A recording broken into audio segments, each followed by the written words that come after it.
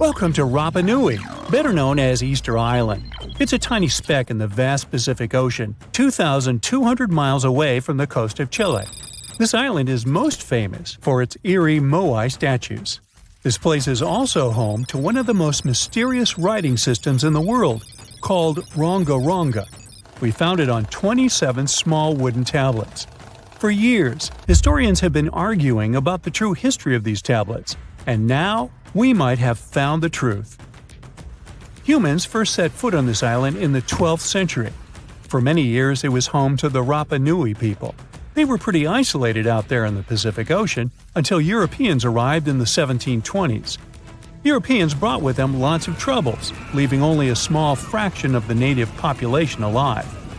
Later in the 19th century, a missionary, Eugene Iro, went to the island and discovered the wooden tablets with intricate symbols carved on them. He wrote how marvelous they are, but there are hundreds of them on the island, and that they can be found in every household. But unfortunately, not all of them survive to this day. We've only got 27 of them. Some of them were heavily weathered, burned, or otherwise damaged, and now they're scattered all over the world in museums and private collections. Some of the language's artifacts were carted off to Tahiti and then to Europe by Europeans, leaving none behind on Easter Island itself. The four sacred tablets found their home in a congregation in Rome. They were the ones used in the recent discovery. For years, historians have been arguing whether this writing system was made up by the islanders themselves or they borrowed it from Europeans. To find the truth, they decided to use a technique called radiocarbon dating.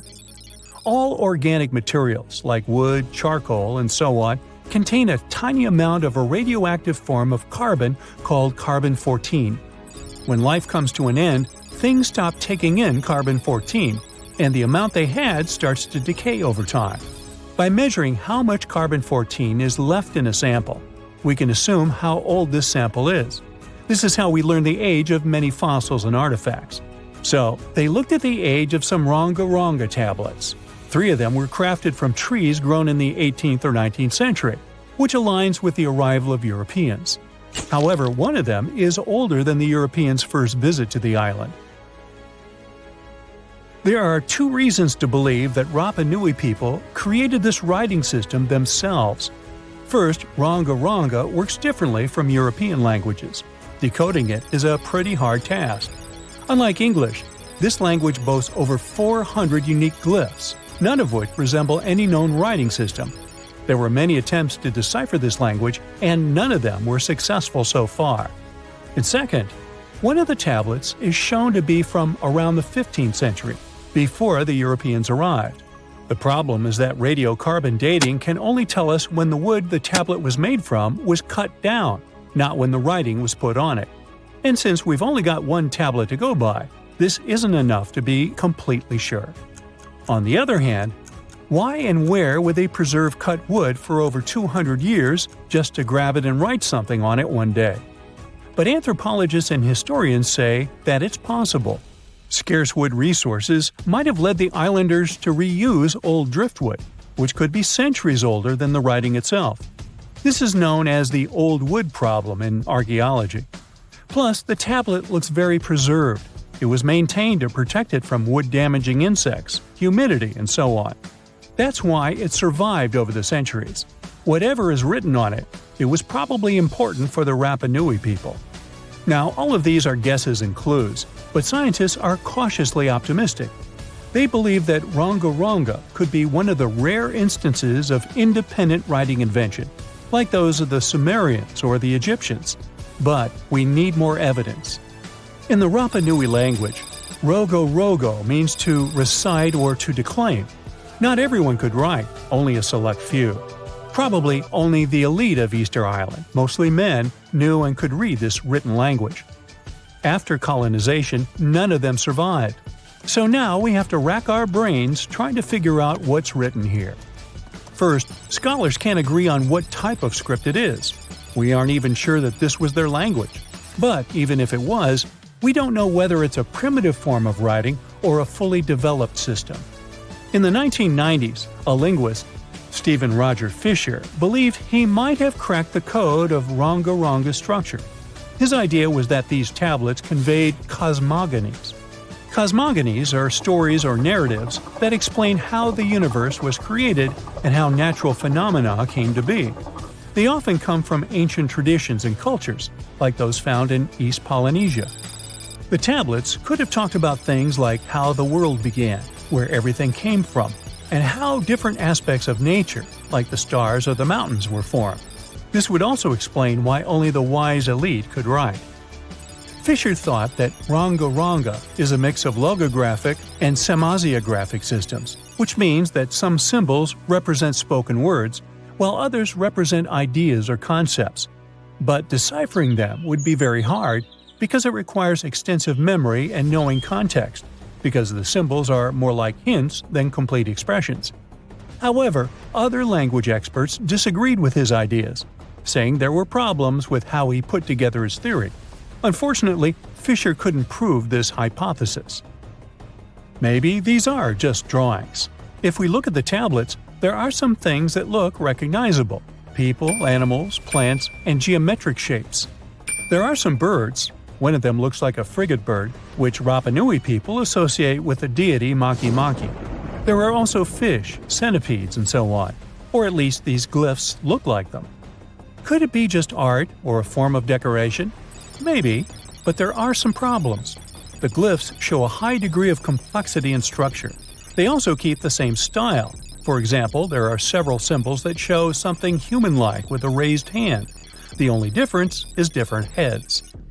As if it wasn't complicated enough, this unique writing style also uses a system known as reverse boustrophodon. This means that each alternate line is flipped upside down, resembling nothing seen elsewhere. We don't know why they would turn the tablet upside down after each line. But all this shows that they had some sort of system and organization behind these symbols. Plus, it seems like they use these tablets every day for some practical purpose. But there's some hope for the future. New technology, like AI and other computer programs, might help us understand lost languages. We already started creating algorithms that could help us solve other mysteries, like the Voynich manuscript. Academics even organized the Vesuvius Challenge, a machine learning competition that, in 2023, cracked the riddle of the ancient Herculaneum scrolls. The scrolls were buried under volcanic mud after the catastrophic eruption of Mount Vesuvius in 79 AD.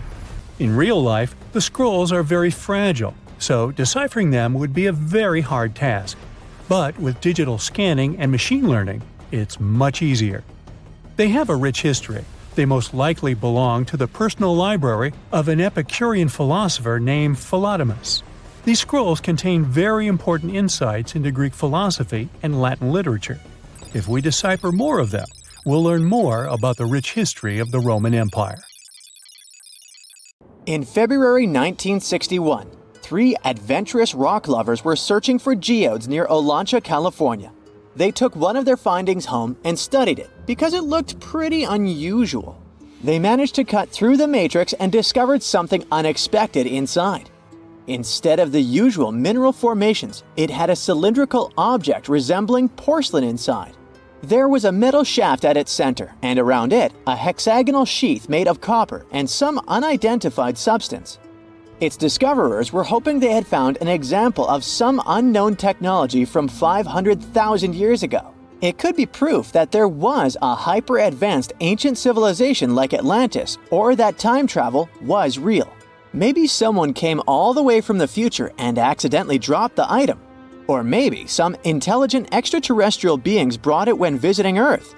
If any of these theories were true, it would mean that scientists have to completely rewrite all human history as we know it.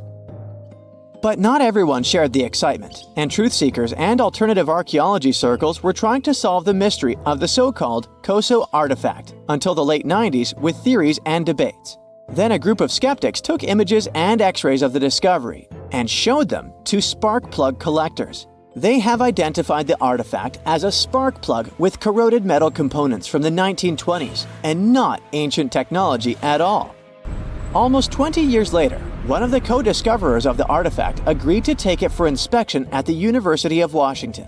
They officially confirmed it was a 1920s-era champion spark plug.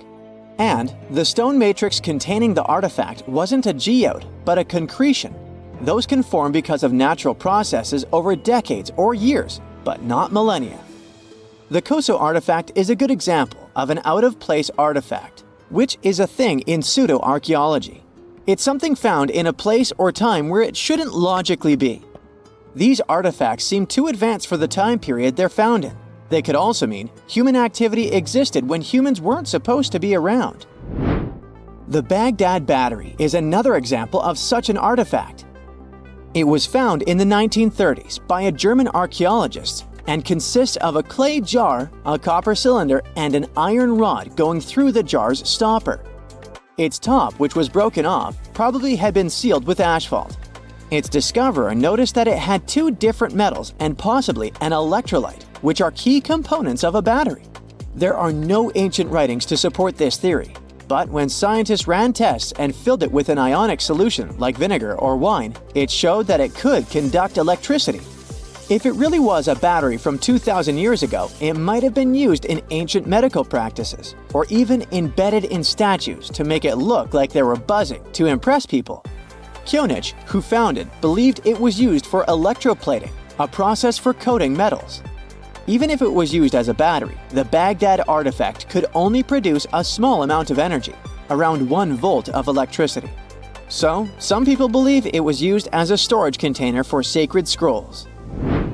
Back in the 1930s, a couple stumbled upon something strange while walking along Red Creek in London, Texas. It was a piece of wood sticking out of what looked like an ancient rock formation. Around a decade later, their son, who was really curious to find out its secret, decided to crack open the rock and found a surprisingly modern hammer inside. This discovery caught the attention of Carl Baugh, a young Earth creationist who claimed the rock surrounding the hammer dated back to the Cretaceous period. He saw it as evidence against evolutionary theory. After some investigation, scientists proved that the rock was not as ancient as it seemed. Geological processes have just encased the modern hammer over time, so it wasn't evidence of humans coexisting with dinosaurs like the Flintstones, as some hoped. It was just a case of a miner dropping his hammer centuries ago and nature doing its thing. A Chinese archaeologist supposedly stumbled upon some caves that seemed to serve as a burial ground for small beings with big, oval heads. Alongside these remains, there was rock art depicting figures with round helmets, the sun, the moon, the earth, and stars connected by groups of pea-sized dots. They also found over 700 mysterious stone discs etched with spiral grooves. Things got even weirder when these discs were sent to a Chinese professor who claimed the grooves were actually written characters. According to his translation, the discs told the tale of Dropa visitors from another planet who had crashed their spaceship on Earth about 12,000 years ago and had tried to live among us until they were hunted down by locals. But there's no concrete evidence that any of this actually happened. The story was first published back in the 1960s in a couple of articles, but it all seemed a bit fishy. None of the people involved, the archaeologist, the professor, or even the university they supposedly worked at, seemed to have left any trace in the records. And while there is a group in Tibet called the Dropa, they're fully human, not extraterrestrial visitors, and there's no solid proof that the Dropa stones exist at all. In a remote part of China, there are some bizarre pipe-like formations known as the Baigong pipes. A local explorer found them back in 1996, protruding from Mount Baigong and along the shores of Tosan Lake nearby. Some people thought they were the work of ancient guests from other planets. When samples of the pipe material were tested, they contained mostly common minerals, but there was a mysterious 8% of unknown stuff. Special testing revealed that these pipes had been there before humans. Chinese geologists later visited the site and suggested that these pipes were formed naturally over time. It could be sediment piling up in the fissures in the earth, or even fossilized tree roots from the area's lush past, but it's not certain. There's a mysterious terracotta head in Mexico with a hard-to-pronounce name, discovered back in the 1930s during a burial excavation. This head looked a lot like fancy Roman statues, so it wasn't clear what it was doing in Mexico. For some reason, the discoverer kept it secret for several decades. The head was found in a pyramid with 3 floors about 40 miles from Mexico City, alongside gold, copper, and pottery. Some argue that if this head really is many centuries old, it could mean the Romans or some other civilization had made it to Mesoamerica before Columbus did. There are also drift voyage theories mentioning a shipwreck after which some artifacts and survivors made it ashore. Some suggest that this figurine head was a little souvenir brought over by the Vikings. But there's no solid archaeological proof of the Vikings meeting the folks in Mesoamerica. There are some artifacts floating around, but none of them have been stamped as undeniable evidence of pre-Columbian contact, so the mystery of how this head ended up where it did remains unsolved. While digging a trench along a river in Romania, workers found a wedge, which is now famous as the aluminum wedge of Ajud, or the object of Ajud. Right next to it, there were some mastodon bones. Those distant relatives of elephants lived 11,000 years ago, so the wedge is probably of the same age. The cool part is that it's made of aluminum, a metal not even discovered until the 1800s. This material requires serious heat to produce. The wedge is also covered in a thick layer of oxide that's been sitting there for hundreds of years. Some folks believe this wedge must have crash-landed here on a spacecraft from some other planet. Some scientists think it's all a hoax, and others suppose it might be a human-made object with an unknown purpose. Now, have you ever seen cricket balls that are 3 billion years old? Klerksdorp spheres were found in deposits of the mineral pyrophyllite in South Africa and rock the science world. They do look like tiny ancient cricket balls with seams-like lines around the middle. Back in the 1980s, some folks claimed these spheres had been made by an advanced pre-flood civilization we know nothing about. One museum curator shared stories about how they rotated on their own in a display case. There was also a TV show that invited a psychic who declared the spheres were pieces of an ancient spaceship. But according to geologists, these spheres are actually pretty common concretions or spherical objects formed by different minerals than the surrounding rock. The seam-like lines are just imprints from the host rock's layers building up over time.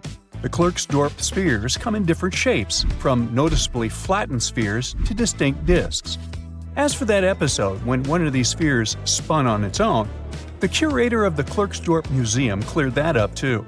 He said that when he put one sphere on its glass shelf when a journalist came to visit, the sphere naturally rotated a bit because it's round. The area where the museum is located often experiences earth tremors from gold mining activities nearby. The oldest known human-like footprints could be 6 million years old. They were found on the Greek island of Crete in 2002. If the number is correct, it would mean that early human ancestors may have migrated between Europe and Africa much earlier than we previously thought. This doesn't mean Africa is not the cradle of humankind, though. It could just prove that early human ancestors moved back and forth between continents.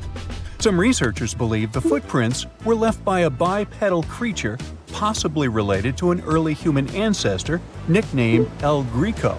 According to scientists who studied them, the footprints have a very human-like shape, with 5 toes and a parallel big toe. Some scientists are skeptical about it and suggest the prints might be from a late European ape. The new study analyzed fossilized marine microorganisms found in the sedimentary rocks to determine the footprint's age and prove it's actually 6 million years. The next amazing find that keeps scientists entertained is the Dorchester plot. It's a beautifully crafted metal vessel with some fancy geometric designs embossed in shiny silver. The pot was discovered in, who could have thought, Dorchester in 1852 under quite unusual circumstances. During a powerful blast, the pot broke into 2 pieces. Scientists believe it was originally embedded within a rock or boulder known as pudding stone. The rock from which the Dorchester pot emerged is dated to be around 500 million years old, so it could mean the pot itself is also that old. The current and less exciting theory suggests that the Dorchester pot is a Victorian-era candlestick holder. Such things were really trending back then, so it's not a surprise to find such fancy household item from that time. The Dorchester pot falls into the category of ooparts, or out-of-place artifacts. Those are objects that seem too advanced for the time period they're supposedly from. If we accept that the pot is 500 million years old, then whoever made it was way ahead of their times in terms of crafts and tech. One extra mystery is that the pot has an engraving of a plant that most likely disappeared from Earth over 100,000 years ago. Sounds like good proof the pot is really extra old. Now, it looks like the oldest map in Europe is a stone from 4,000 years ago. This Bronze Age slab was found in France in the year 1900 at an ancient burial ground. The carvings on the slab show in 3 dimensions the River Odey network with a fantastic accuracy of around 80% over an 18-mile stretch. There are other stone-carved maps around the world, but this one is unique because it shows a specific area to scale. Looks like the slab's carvings don't just map rivers and hills, but also settlements, barrow sites, and field systems. Archaeologists say the slab wasn't used for navigation, but rather to symbolize power. The detailed markings on the slab might have served to illustrate the domain of a local ruler, possibly a prince or king, to show their control over the territory. When the ruler lost power, the slab was likely repurposed as part of a burial vault. The unique artifact was stored in the cellar of a museum. For decades, no one even noticed until several scholars read older reports about the slab and decided to check it out. They conducted a detailed analysis using 3D techniques. Their research proved that the creators of the slab had not only etched lines into the rock, but also modified its surface to reflect the topography of the landscape with high accuracy. The Salzburg cube, also known as the Wolf's Egg Iron, was discovered in the late 19th century in Austria. Now, don't let the name mislead you. It doesn't look like a cube at all. It's more like a rounded object with 2 flat sides. Down the middle, there's a groove, and the surface is covered with pits and craters. This unique appearance is the reason why many people think it might be something out of this world. Workers accidentally found this artifact when they blew apart a piece of coal. The coal seam it came from is thought to be over 60 million years old. The Salzburg cube moved between museums, mysteriously vanished in the early 20th century, and then showed up again. A professor from Bonn University suggested it might be from a meteor, but they found no evidence of elements that you'd normally see in meteorites, like cobalt or nickel. Then researchers thought it must be a human-made object, possibly a Victorian-era candlestick holder. No one knows the true story of the cube or its current location. Yep, it disappeared again. Have you heard about the Meister print? It's a fossilized sandal print discovered in 1968, and it has sparked a lot of intrigue. There's a trilobite inside the print, which supposedly went extinct around 500 million years before humans even existed. But many historians think this age is an exaggeration. When Meister found the fossil, it was authenticated. But the scientist who did it didn't confirm it was a human sandal print. He only agreed there was a trilobite there. When another scientist visited the site, he found a 6-inch impression he believed was from a child's moccasin. But the footwear seemed to be new. So, could it be evidence of time travel? Proof that humans existed millions of years earlier than we thought? Or a sign that someone else visited early Earth? Or is it just a rock formation that looks like a sandal print? We still don't have the answers. Back in June 1936, a couple was walking along Red Creek in London, Texas. London, Texas? Yeah, when they stumbled upon something unusual. It was a piece of wood sticking out of what seemed to be an ancient rock formation. About 10 years later, their curious son decided to crack open the rock to see what was inside. And he saw a hammer, which looked surprisingly modern. Then, one unique finds enthusiast decided that the rock encasing the hammer was from the Cretaceous period. This would mean that someone dropped a 19th century hammer while dinosaurs like Triceratops were still roaming the earth. So, if this hammer was truly from the Cretaceous period, then the whole evolutionary theory would be wrong. And if the hammer was modern, it would mean the Cretaceous rock formation it came from was much younger than we thought. But the real answer was much simpler. The hammer was indeed modern, and geological processes had encased it in rock. Minerals can harden around an object in a relatively short time. So the hammer was probably dropped by a miner a century or so ago and the rock formed around it afterward. And no, it wasn't a Victorian-era candlestick holder either. On October 30th, 1759, the inhabitants of the Middle East were jolted awake by an earthquake. Cracks appeared in the walls of their homes, roofs began to crumble. People ran out of their homes and gathered in open areas. But because of strong shocks, they kept losing their footing and falling. A month later, there was another earthquake, but it turned out to be even stronger. Trees broke, houses collapsed, deep cracks appeared in the ground. The disaster lasted for 2 minutes. Oases, roads, and cities were destroyed. Incredibly, Baalbek's ancient buildings withstood earthquakes. Some historians state that this majestic and mysterious place was built during the Roman Empire, but many researchers disagree. Whatever the truth is, the city is one of the main archaeological phenomena of humankind.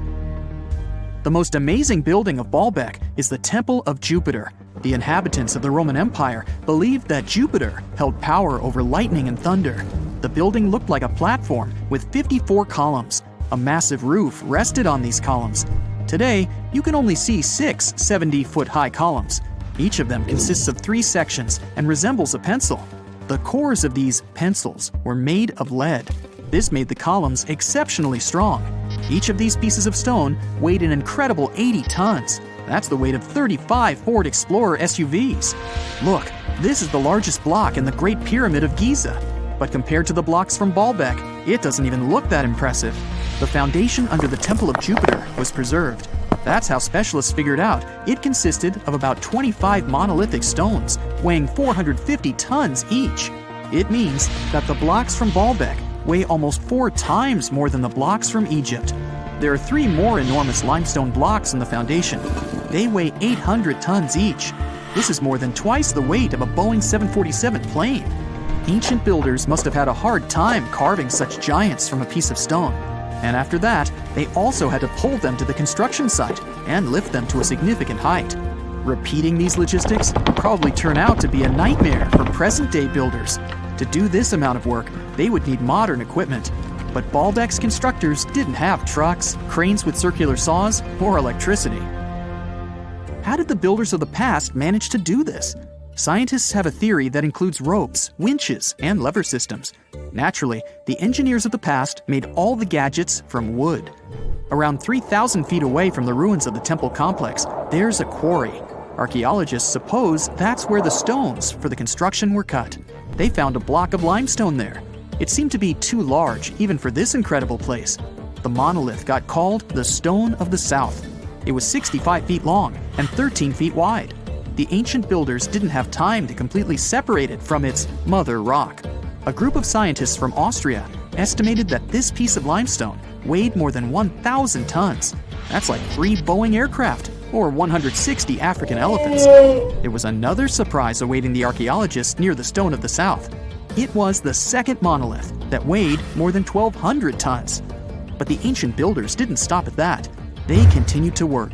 In 2014, in the same quarry, German archaeologists unearthed a block that weighed 1,650 tons.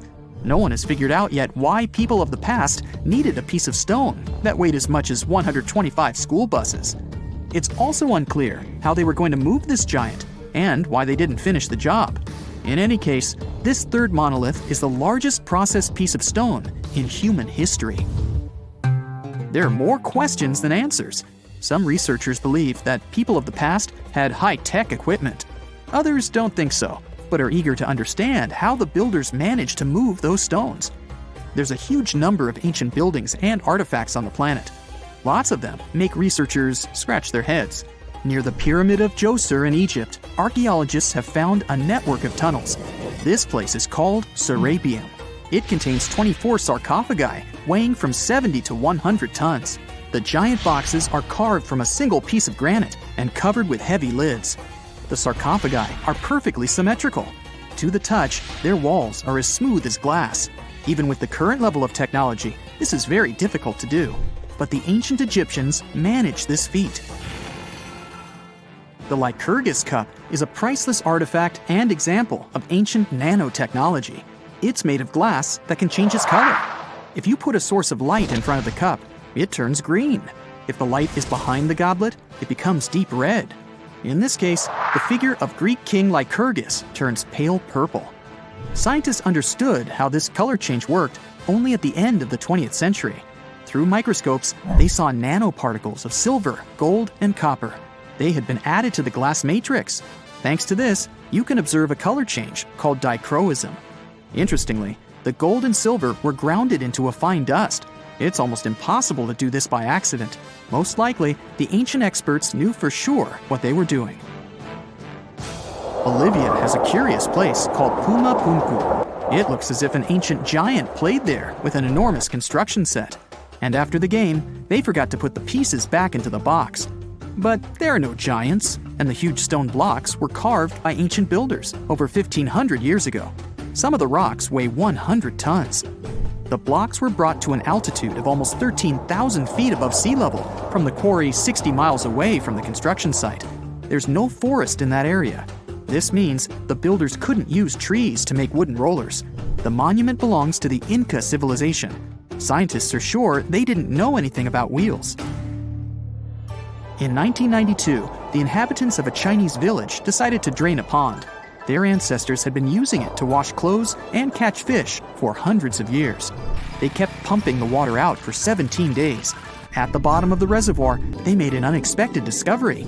The villagers saw an entrance to a cave going down to a depth of 100 feet. The incredible find was named the Longyou Caves. Unknown builders carved out 320,000 square feet of galleries. There are separate rooms, bridges, pools, and columns that support the ceiling. The walls of the cave are covered with strange carved lines and patterns. Scientists haven't found any information about who built the caves and why they did it. The construction technology also remains a mystery. Antonio Stradivari lived in Italy in the 18th century. He created musical instruments. More than 600 of his works have survived to this day. 500 of them are violins. One of the instruments was sold at auction for $16 million. The violins made by this master sound clear and deep. Researchers can't understand why Stradivarius instruments produce such unique sounds. Perhaps it's all about the varnish the master used to cover the violins. The answer may also lie in the wood the instruments are made of. In those days, Europe had a cold climate. Because of this, the wood became denser, and the instruments made of it sounded especially pleasing to the ear. In the Indian city of Delhi, there's a 23-foot-high pole. It weighs 6.5 tons and is made of 98% wrought iron. The 1,600-year-old pillar has no signs of rust or decay. Scientists believe that the monument is so well preserved thanks to the dry weather and the chemical composition of the metal. It might be resistant to corrosion. And still, researchers don't know how the blacksmiths managed to make an iron pillar that's not afraid of rust. It seems like a tough feat, even for modern metallurgists. The Al-Naslaa rock is divided into two parts by a perfectly straight slit. Each boulder stands on a small pedestal. Some people believe this is the evidence of ancient laser technology. But geologists think the split happened due to the ground shifting or natural vibrations that occurred under the rock. This process led to the appearance of the crack. It had been deepening for thousands of years, and gradually, the natural monument took the form you can see today. Now, we wouldn't call this island mystical unless there were tales of giants living here. The island of Gozo in Malta is the backdrop of an ancient legend. Malta is an island country located in the Mediterranean Sea, just south of Europe. It's a very strategically located archipelago. Throughout history, it was ruled by many different societies, such as the Phoenicians, Greeks, Romans, and Carthaginians.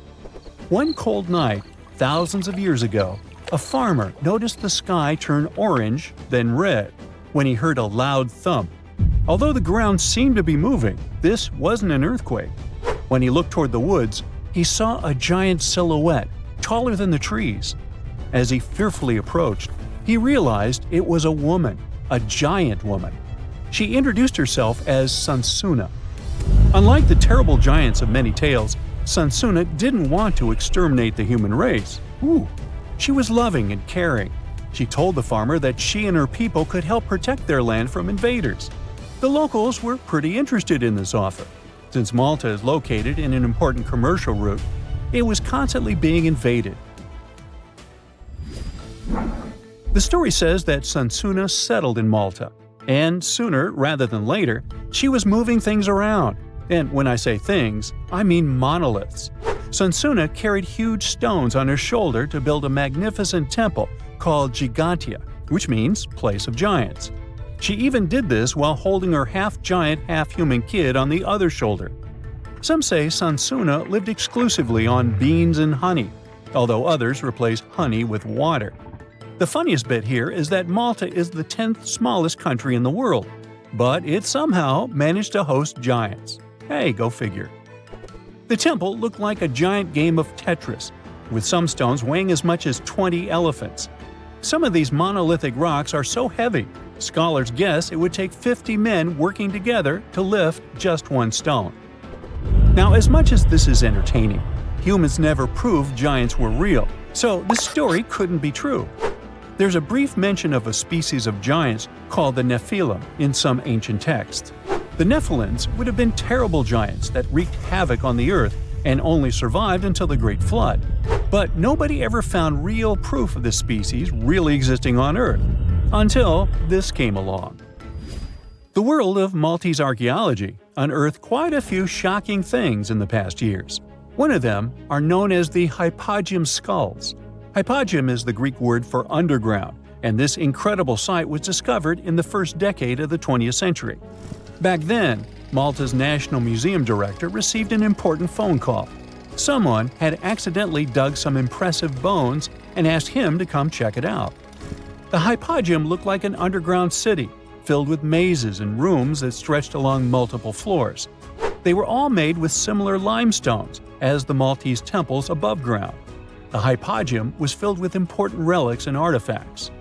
Scientists quickly understood that the Hypogeum was built as a type of final resting place for locals. So, along with skulls, they found a lot of bones and skeletons. One of these artifacts were skulls, but these weren't regular human skulls.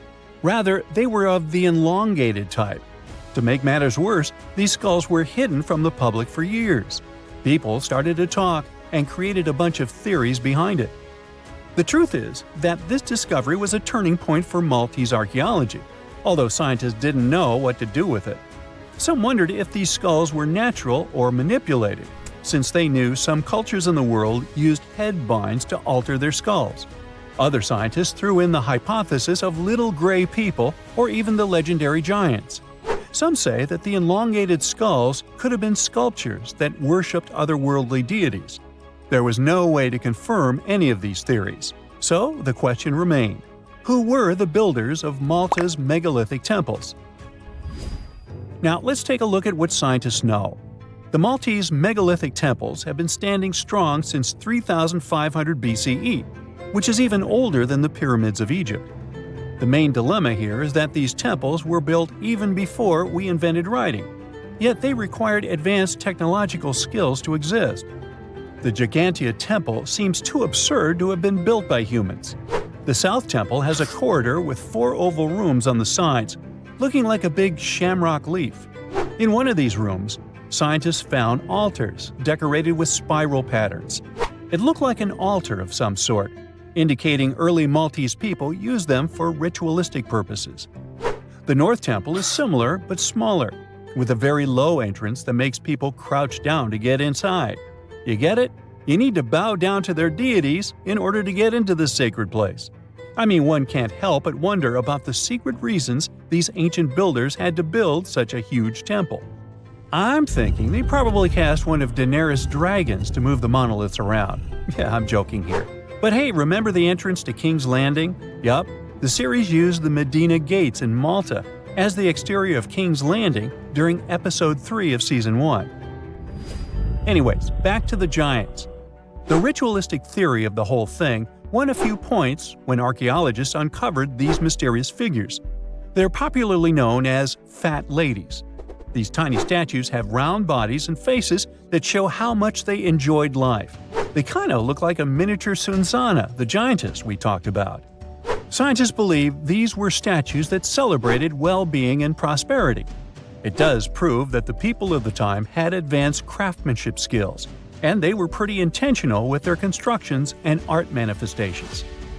One of these statues is known as the Sleeping Lady. This Neolithic piece of art depicts the figure of a large woman lying on her side sleeping. After studying it deeper, scientists guessed this statue was meant to represent the Great Reaper. It was found in the hypogeum, which we now know is a huge resting place.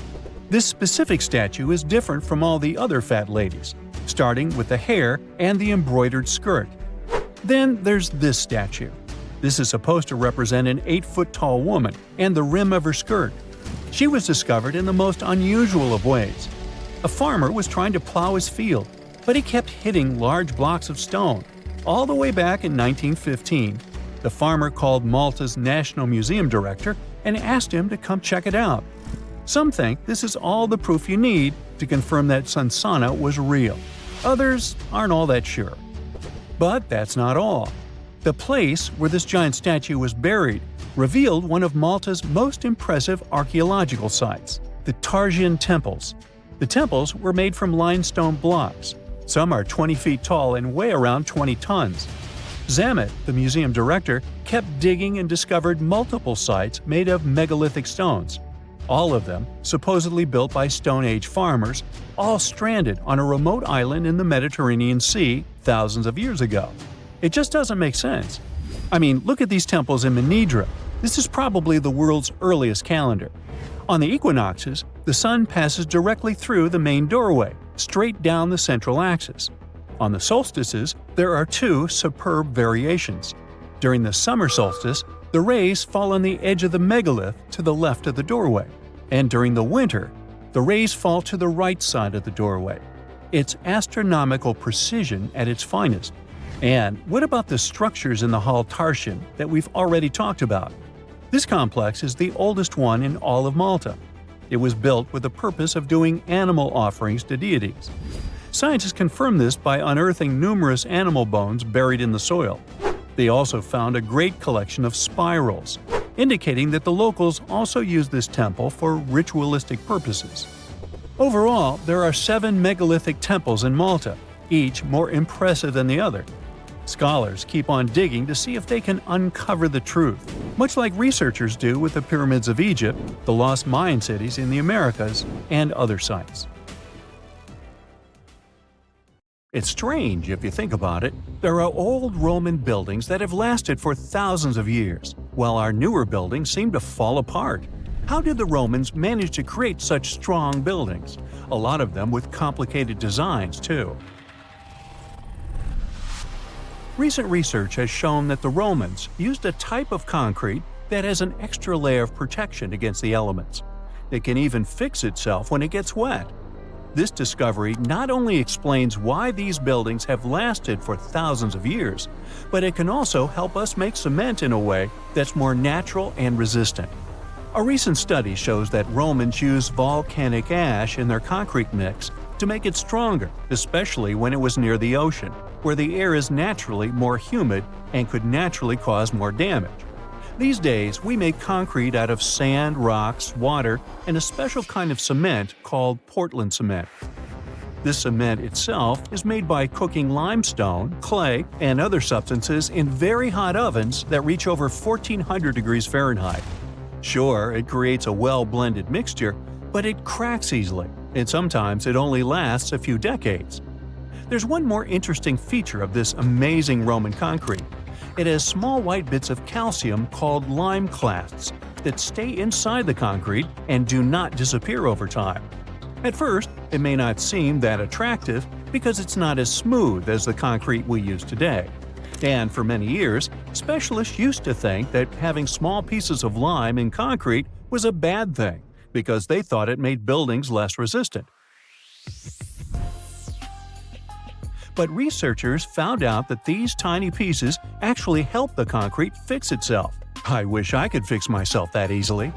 They discovered that when the concrete got cracks, it seemed to magically fill them with a substance called calcium carbonate found in the lime clasts. The Romans made their concrete by mixing sand, volcanic ash, and burned limestone together and adding water. This is called hot mixing. When the water and lime mix together, they have a chemical reaction that makes the mixture get very hot, up to 200 degrees Fahrenheit. This also causes those tiny pieces of lime to form. Now, this concrete can get cracks, and when water, rain, or seawater gets in, it makes the calcium in the concrete dissolve. The calcium then sticks to the cracks and makes them close up, kind of like a scab.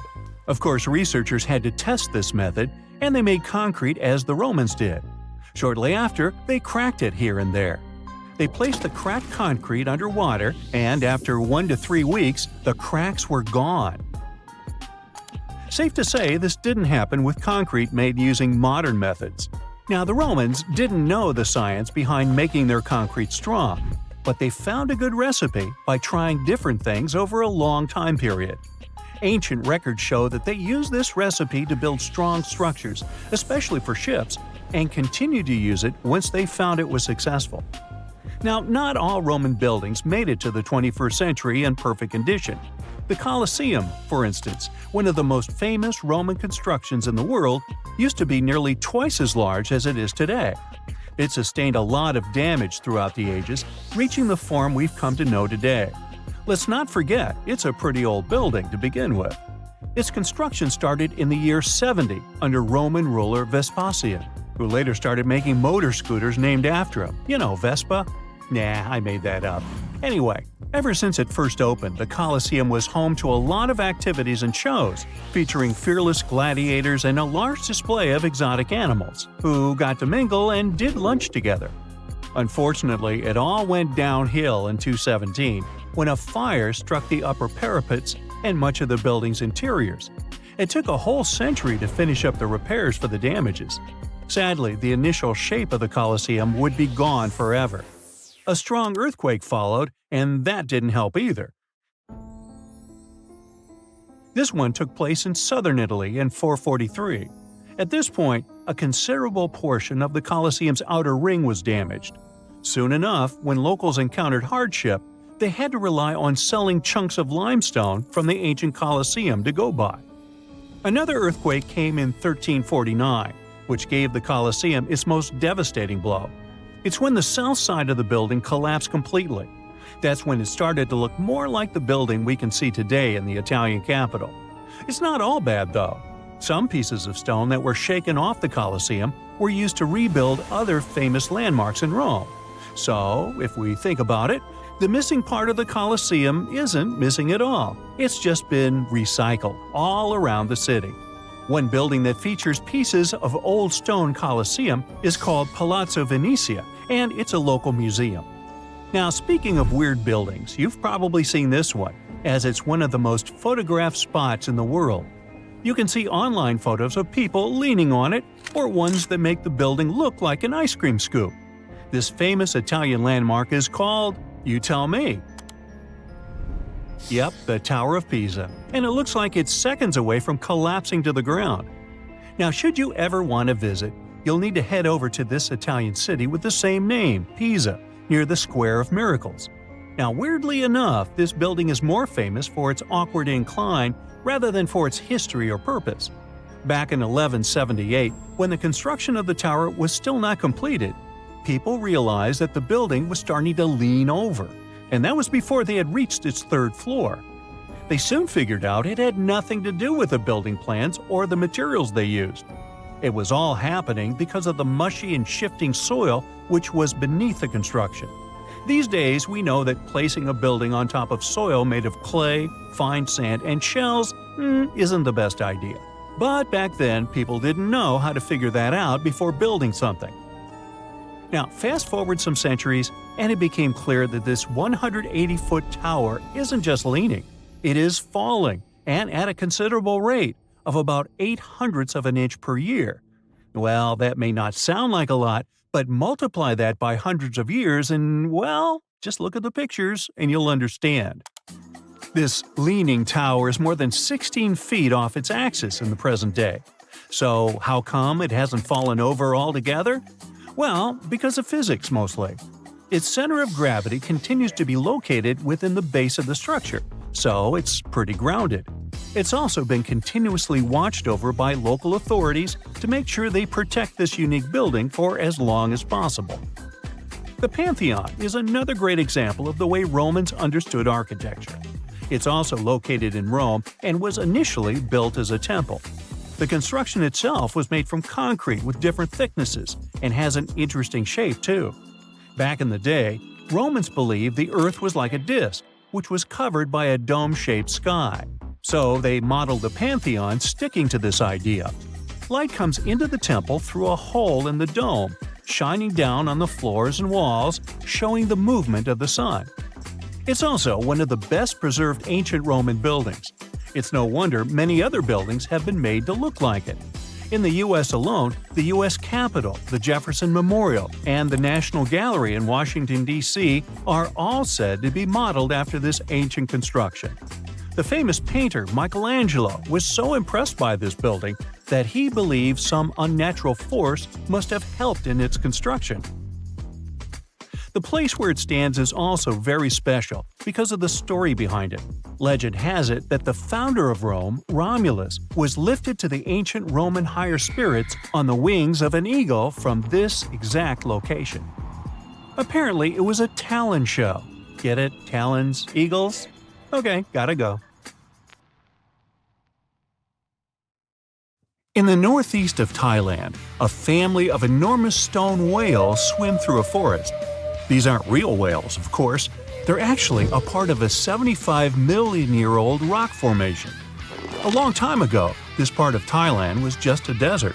The movements of the Earth's crust pushed sandstone up to create these fascinating mountains. Reachable by anyone willing to spend a day hiking up the network of trails, this landmark is becoming increasingly popular with tourists. Once you reach the back of one of the whales and look down on the endless sea of green below, you'll know why. On these hikes, you'll find waterfalls, a wide variety of exotic plants and animals, and from the very top, you can even look straight across to the neighboring country of Laos.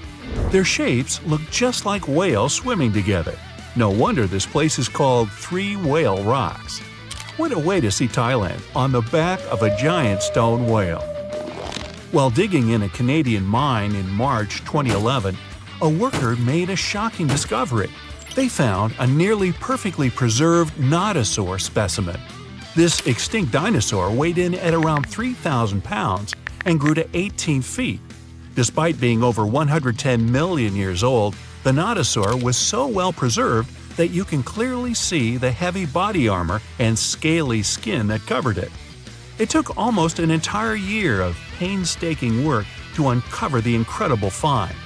The fossil was finally unveiled in a Canadian museum in 2017. Unexpectedly, analysis of the skin showed shading that the nodosaur may have been capable of camouflage, like modern-day geckos and moths. This is in addition to the spines and scales that already make it a walking tank. Still being studied today, this nodosaur could go down as one of the most important fossils discovered in a long time. Its detail could help us to uncover even more of the mysteries of the past. The Voynich manuscript is the world's most mysterious document. Since its discovery in 1912, the manuscript has been a complete mystery to everyone that comes across it. It is heavily illustrated with strange pictures of alien plants, unknown objects, and the zodiac symbols. But the most interesting aspect of it is the writing. The language used in the text is completely indecipherable. No one knows what it says, who wrote it, or where it was written. We don't even know if it was a real, functional language or if it was just created for this one text. The drawings of different plants are equally intriguing. Most of the plants in the manuscript are identifiable as plants, but they don't match up with any known species. A professor of applied linguistics in England claimed to have deciphered some of the characters in the book, but we haven't managed to uncover any more information about this mysterious text. If you're ever going to head down under, don't forget to pay a visit to the Mystery Craters in Queensland. Halfway between Bundaberg and Gingin is one of Australia's most baffling finds, and that's saying quite a lot for Oz. In 1971, the site belonged to a farmer growing zucchini and potatoes. As the farmer tried to expand his farm, he kept hitting large rocks in the fields while plowing. When he took a closer look at the rocks in his way, he found marine fossils and some strange craters. The farmer passed his finds on to geology professors, who set out to research the formations. When the geologists began digging around the area, they uncovered a huge layer of sandstone and ochre stain that was completely covered with craters. There were 35 craters in total, and the layer of rock is estimated to be around 25 million years old. The scientists studying this mystery believe that hot springs, former ocean activity, and meteors are the prime suspects behind the craters. And I'd like to know about the characters who named those towns Bundaberg and Jinjin. What fun names! Now, the Antikythera mechanism is an ancient computer of sorts that's still baffling scientists with its extraordinary design. Around 2,000 years ago, a Greek ship sank off the coast of the island of Antikythera. The wreckage was discovered in 1900, and divers salvaged some of its ancient artifacts. When archaeologists started sorting out the discoveries from the wreckage, they came across an object that didn't seem to fit with anything else. The wreckage was ancient, but they found an incredible device that seemed far too technologically advanced. The machine functioned as a calculator, allowing its user to follow time, the movement of stars, eclipses, moon phases, and even countdowns to events like the Olympics with amazing precision. This level of technology is almost impossible to explain coming from an ancient Greek wreckage. No mechanism would come close to the machine until the 14th century, when geared clocks began to be built in Europe. How was the device, created so long ago, 1,400 years before its time? Could the sinking of the Antikythera and the loss of the calculator have held the development of technology back by hundreds of years? Meanwhile, the Caucasus Mountains near the Black Sea are one of the few areas of Europe that haven't experienced much human impact, even though most white-skinned people in the world are referred to as Caucasians. Despite this, archaeologists have found many ancient megalithic structures in the area. The house-like structures, known as dolmens, contain jewelry, bronze tools, and assorted pottery. Archaeologists don't know who built them, why they built them, or what their true purpose is. The stones were either two stones held together by a large stone as a roof, or smaller stones stacked as walls with a hole only on one side. There have even been stone plugs found that to seal whatever is inside. What's even stranger about these stone formations is that they aren't just found in the Caucasus.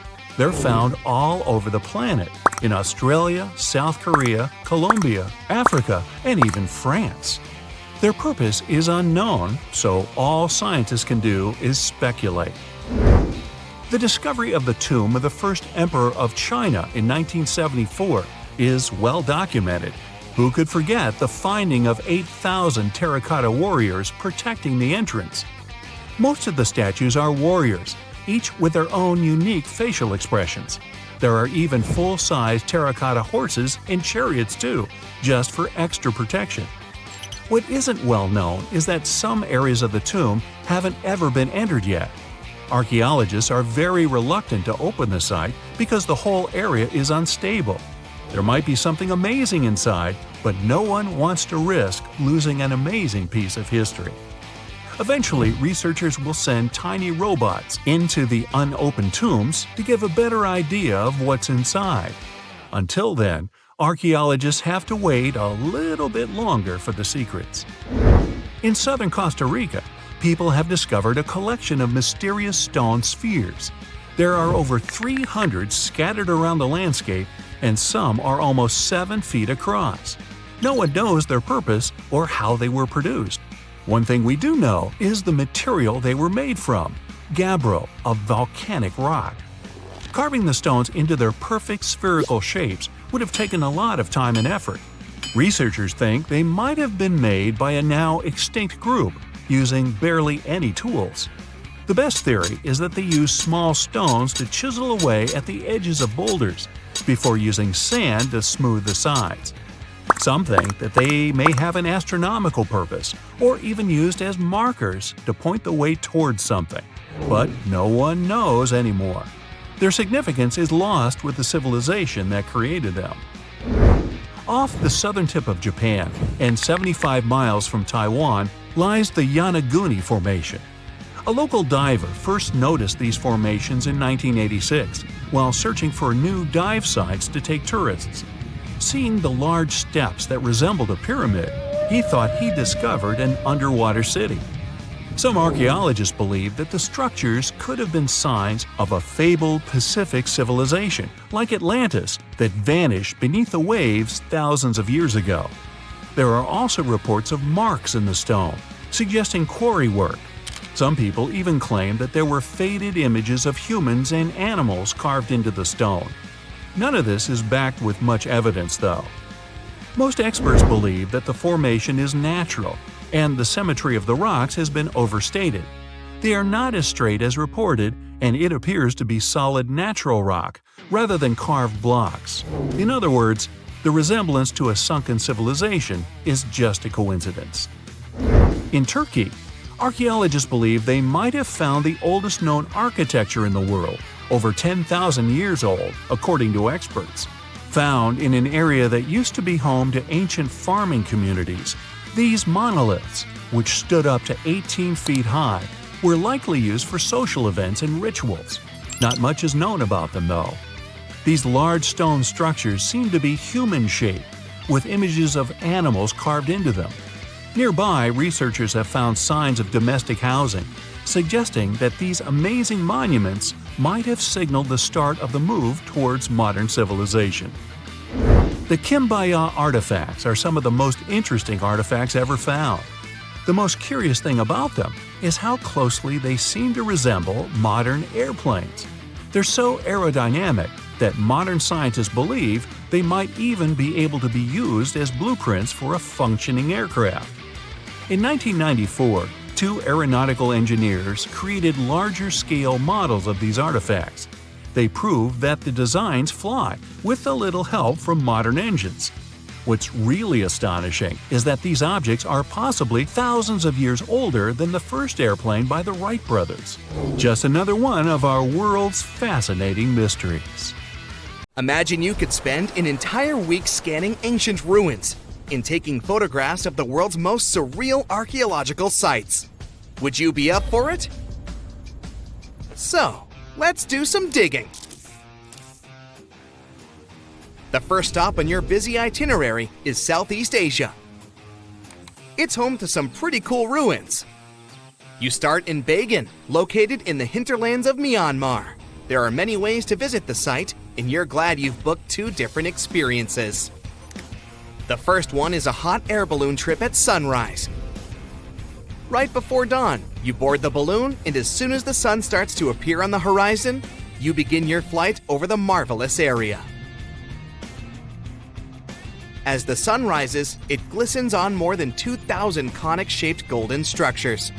The hot air balloon ride is quick, but it gives you unparalleled views of all the 40 miles over which the site sprawls. Back on land, you rent a bicycle and roam the village of ruins. Some of them are open and allow you to peep inside. These magnificent ruins were built between the 11th and 13th century CE and were mainly places of worship. There were originally over 10,000 buildings, but they were gradually deteriorating over time due to earthquakes. Thankfully, the site became a UNESCO World Heritage Site back in 2015 and has since been preserved. Up next, you catch a flight to Cambodia. You take some time to visit Angkor, the world-famous archaeological site nestled deep within the jungle. Good thing you've brought bug spray with you. The city of Angkor was once the capital of the Khmer Empire from the 9th to 15th century. FYI, the word Angkor means capital city in the Khmer language. The city was founded by King Yasovarman I, and it became one of the largest cities in the pre-industrial world. Researchers say nearly 1 million people lived there. Until today, Angkor is admired for its stunning architecture.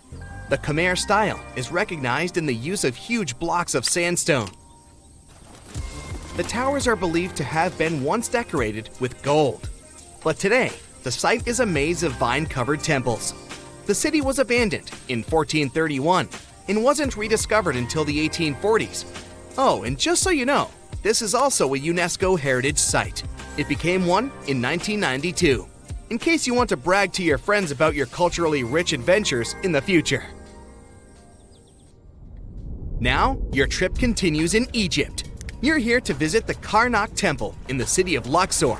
You opt for the most unusual way to get to Luxor. That is, a boat ride down the Nile River. Leaving Cairo, you head south until you reach the famous ancient city. Luxor was once the capital of Egypt and a true hub of power and wealth.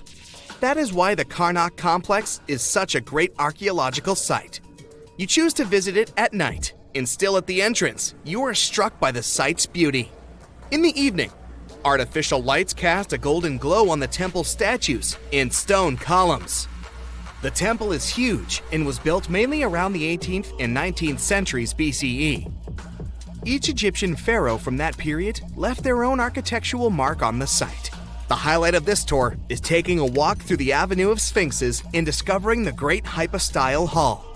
This hall is filled with towering pylons and solid sandstone columns, a true wonder.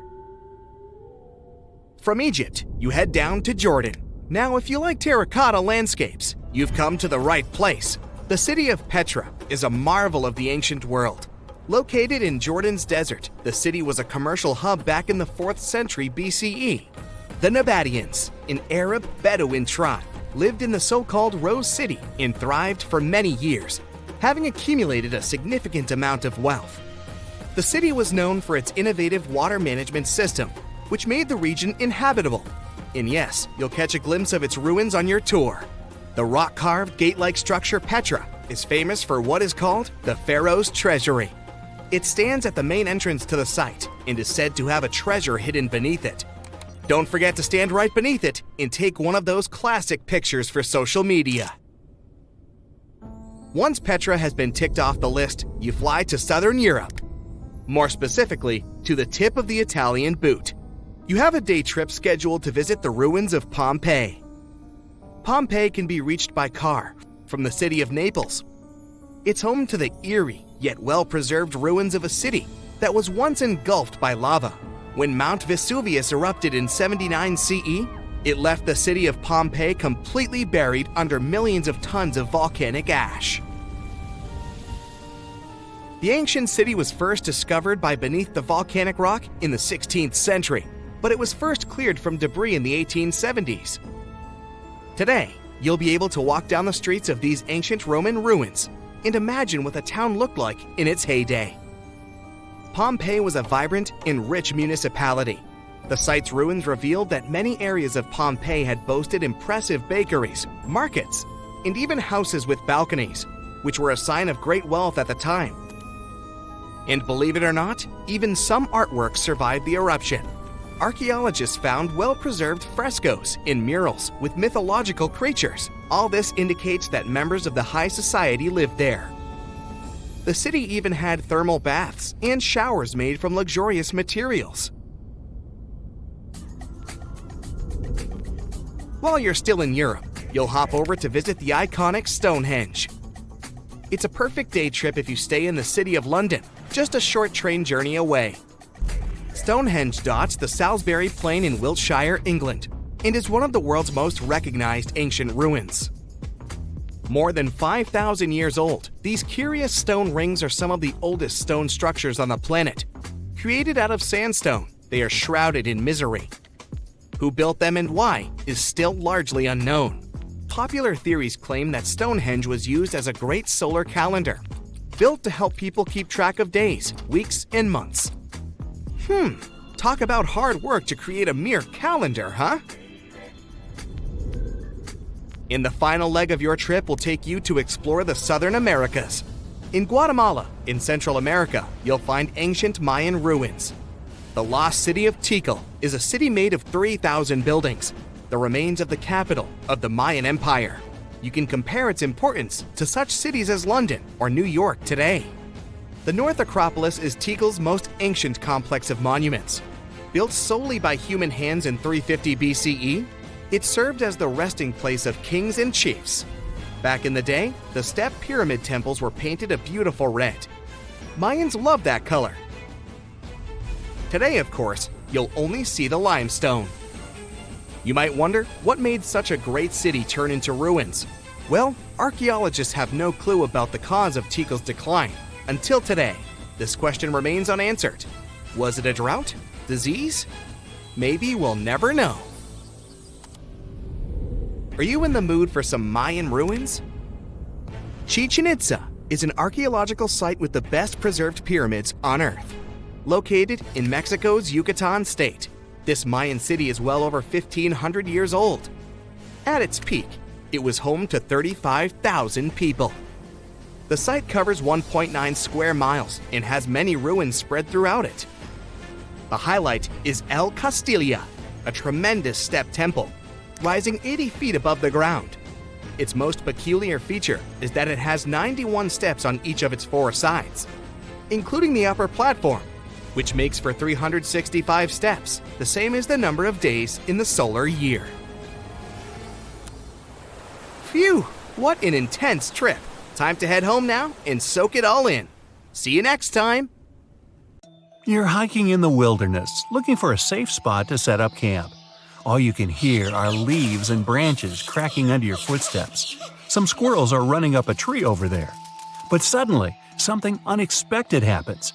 You notice something weird in the distance in between the trees. It kind of looks like a concrete structure of some sort. Weird. At this point, you're at least 20 miles deep in the woods and there are no nearby towns or villages, as far as you know. So you decide to go off the trail with your friends to get a closer look. But as you get nearer, you realize that it's actually a 12-foot tall staircase and it's leading to nowhere. What's it doing there in the middle of literally nowhere? And it doesn't even lead to anything. You put on your Sherlock Holmes cap and investigate.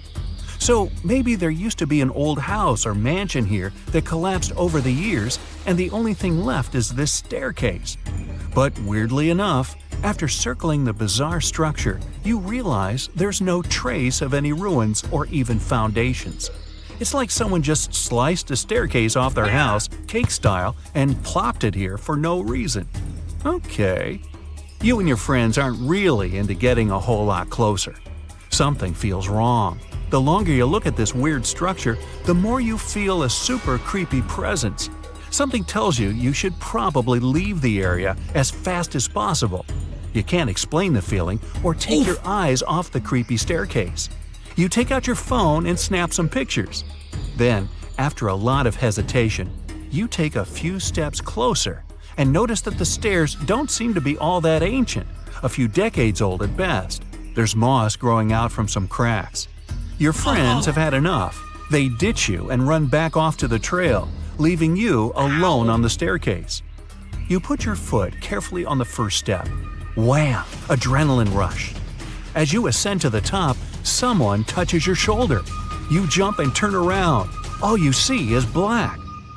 As weird as this sounds, discoveries of random staircases illogically found in the woods are surprisingly common. Some are made of wood, others are bricks or stones.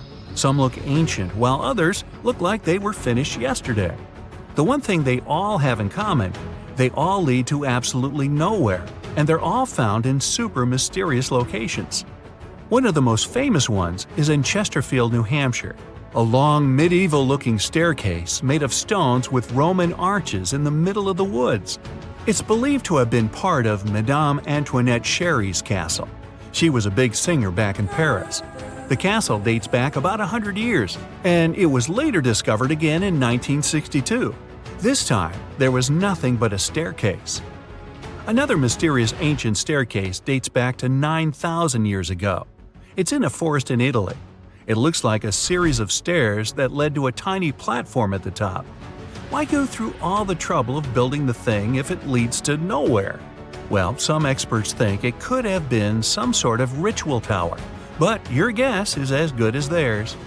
Some of the more modern staircases found in the woods also have an added bonus. They come with their own urban legends. Gee, would that be a 2-story or 3-story staircase?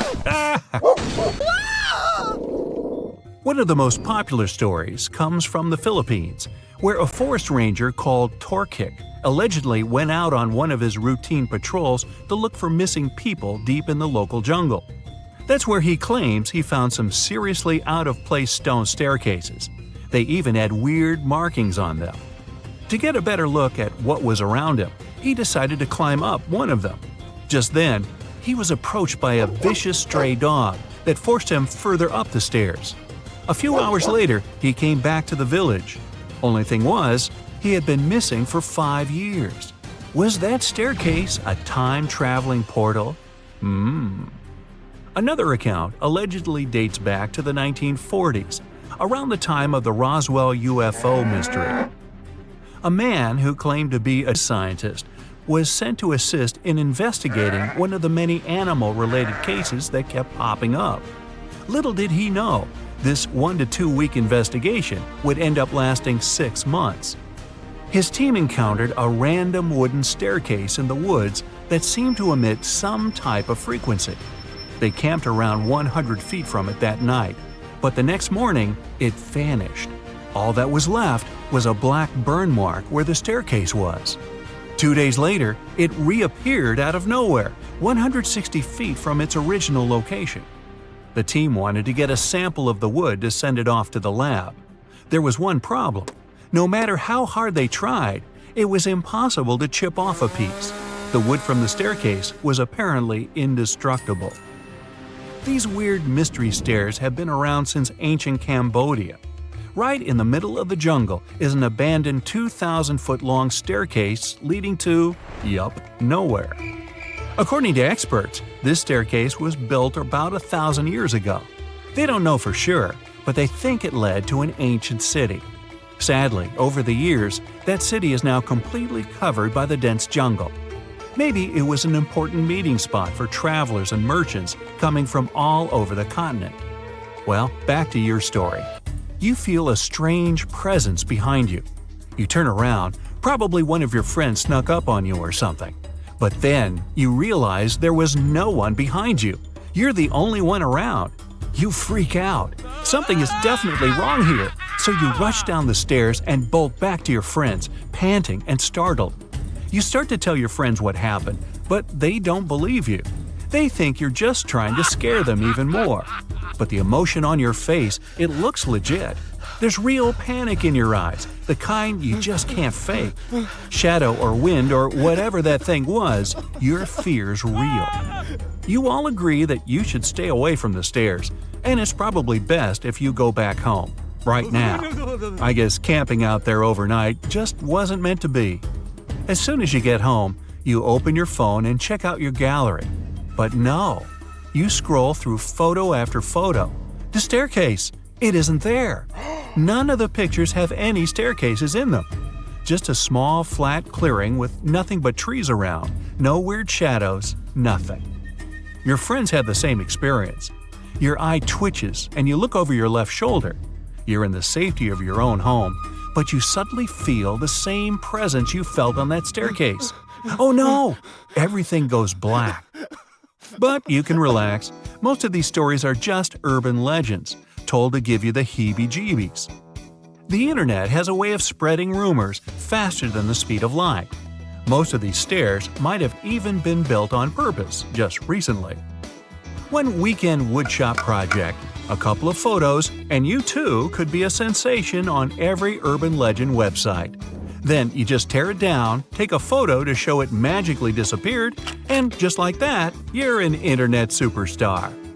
But let's say you find some real stairs on your weekend camping trip. They're most likely the remnants from an old house or a cabin that got demolished or just collapsed after it was abandoned. Hey, it's 2021. There's a logical explanation for just about everything these days. That presence you felt was most likely your own mind playing tricks on you. When you see something in real life that looks like something you saw on a website or scary movie, your mind starts to work overtime, and you can actually see something or feel something that's not even there. That's what some people say happens when you get hypnotized. You want to see something so bad, and you do. That's probably what happened. Or was it? We know that the ancient Egyptians were talented enough to build something as grand as the pyramids, but were they also smart enough to measure the speed of light? There's a theory circulating online that says exactly that. If you look at these two numbers, you'll see that they match completely. The first one is the speed of light in a vacuum measured in meters, and the second one is the latitude of the Great Pyramid of Giza. So, was it done on purpose, or is it just a coincidence? Well, happily, we can tell you that it's actually just a coincidence, not another conspiracy thingy. The Great Pyramid is just one of the many places in the world that share the same latitude. And more importantly, even if the ancient Egyptians had somehow measured the speed of light and chosen to keep it a secret from the rest of the world, they wouldn't have used meters to put it down. Meters were only defined at the end of the 18th century. The builders of the pyramids used a different unit of measure called cubits. 1 cubit is equal to 1.5 feet. Cubit was based on the length of the arm from the elbow to the tip of the middle finger, and it became popular in the ancient world. So if they wanted to impress the rest of the world and set the pyramids at a point that matched the speed of light in cubits, they would have to build their iconic constructions somewhere in Europe. And then the Danish astronomer who first measured the speed of light in 1676 would have been really upset to know that someone had done it centuries before him. So, although they were ahead of their time in many aspects, the ancient Egyptians never measured the speed of light or used longitude and latitude to map their locations.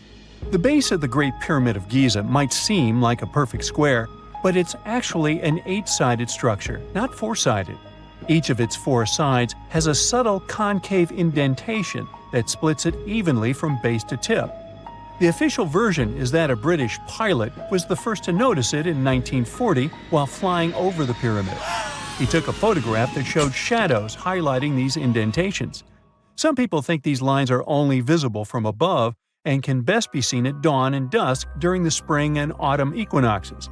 This has led to a freaky theory that the ancient Egyptians might have designed the pyramids to communicate with something looking at them from above. Now, the Great Pyramid is one of only 3 pyramids that used to have a swivel door. It weighed around 20 tons, but they could still easily open it from the inside. Its precise fit made it nearly invisible from the outside, with no visible latch or handle. There were only slight variations in the exterior stone that gave out an opening. The other 2 pyramids with similar doors belonged to Khufu's father and grandfather. The Great Pyramid also has a hidden void at least 100 feet long that was only found in 2017. We still don't know what lies within the space, what purpose it served, or if it is the only space of its kind. Researchers used the same tech to see through cathedral walls, Mayan pyramids, and even volcanoes. It depends on a natural shower of subatomic particles called muons. They pass more easily through empty space than through solid materials. So if they arrange multiple muon detectors around a structure, scientists can map out its solid and empty areas. A team of scientists placed muon detectors inside the Great Pyramid and allowed them to gather data for months. Scientists have analyzed samples of the mortar used to build the pyramids many times. Although we know its composition, modern technology still can't replicate it. The mortar is mostly made from processed gypsum, but it wasn't used like the cement we use for bricks today. Instead, they used it to support the joints between the massive stones as they were set in place. The estimated amount they needed to construct the Great Pyramid was around 500,000 tons of mortar. The gypsum mortar is stronger than the stones themselves and has held up for thousands of years. Now, all 4 sides of the Great Pyramid are aligned with the cardinal points – north, south, east, and west.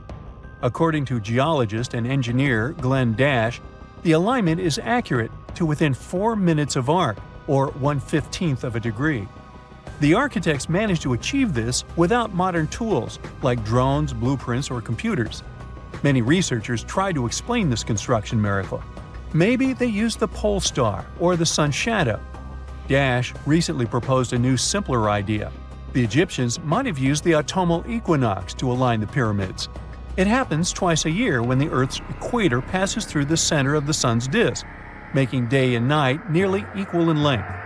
To test his theory, Dash conducted an experiment on the 22nd of September 2016, the first day of the fall equinox.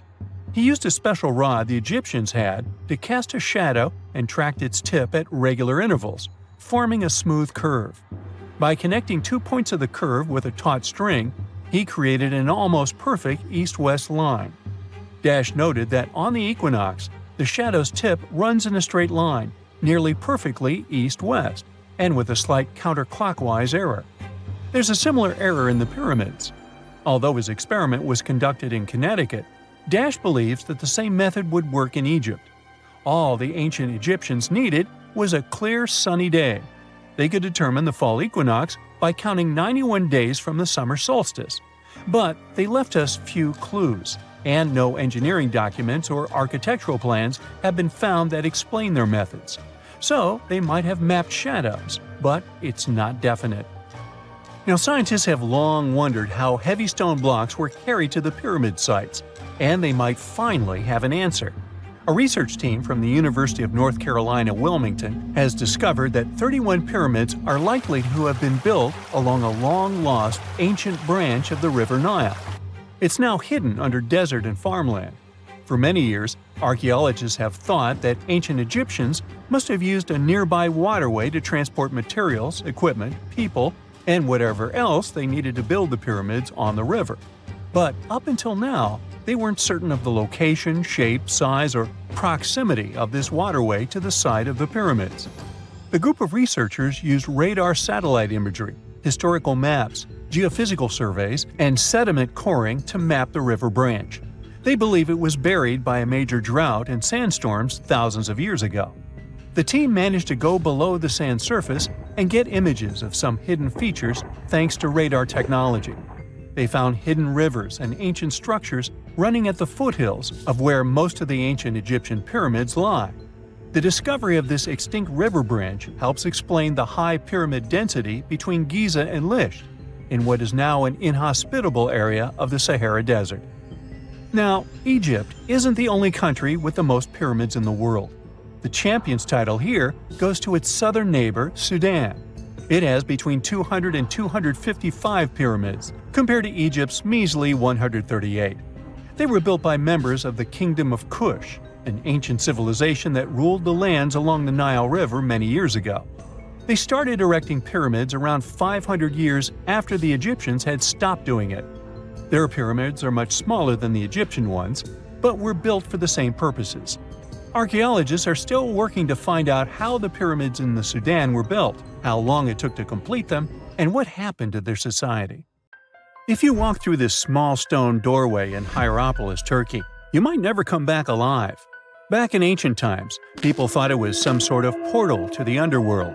Romans would go in carrying perfectly healthy bulls, but after a few minutes, they would watch these animals collapse as if hit by some mysterious force.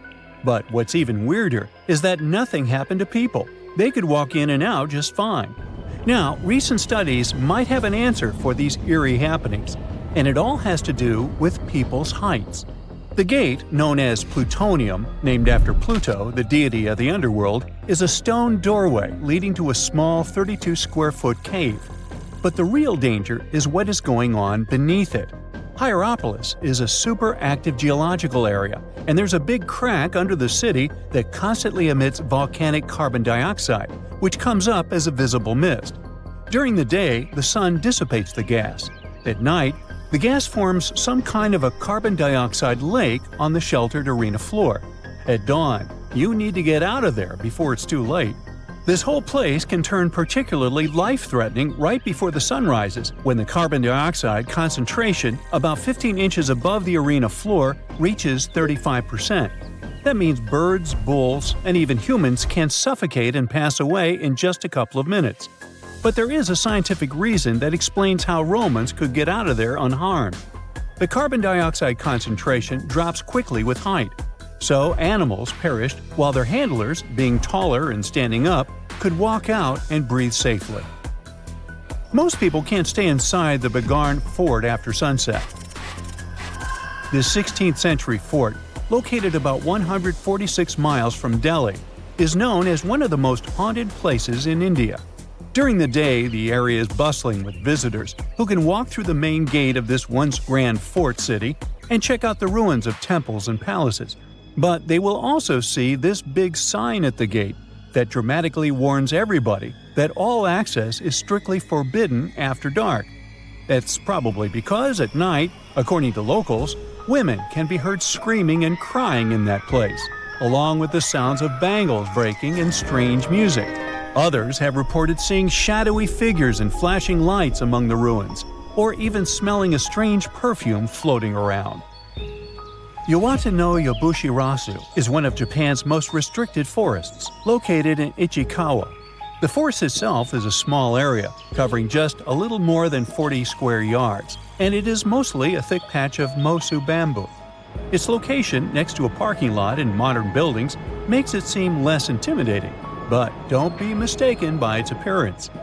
Since at least the 19th century, people have said that anyone who enters this forest is bound to disappear and never be seen again. So, as soon as you arrive, a sign near the forest tells you about its history and the curse believed to be linked to it. Some rumors suggest the creepy presence of an ancient samurai lord walking around. Other legends say that the forest hides a bottomless pit filled with poisonous gas. Whether these stories are true or not, today, the area is enclosed by stone walls, and entry is still strictly prohibited. In a valley called the Dark Entry Forest in Connecticut, you will find Dudleytown, but you definitely shouldn't go inside. Not only has the land been private property since the 1920s, but it is also known as one of the spookiest places on Earth.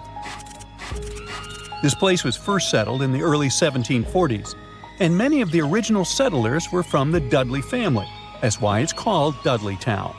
There's a local rumor that the town's founders were descended from Edmund Dudley, an English nobleman who lost his life for treason.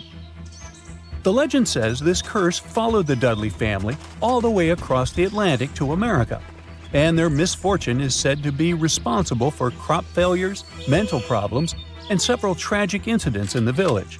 Again, it is all just rumors, since historians haven't found any real evidence to support these claims.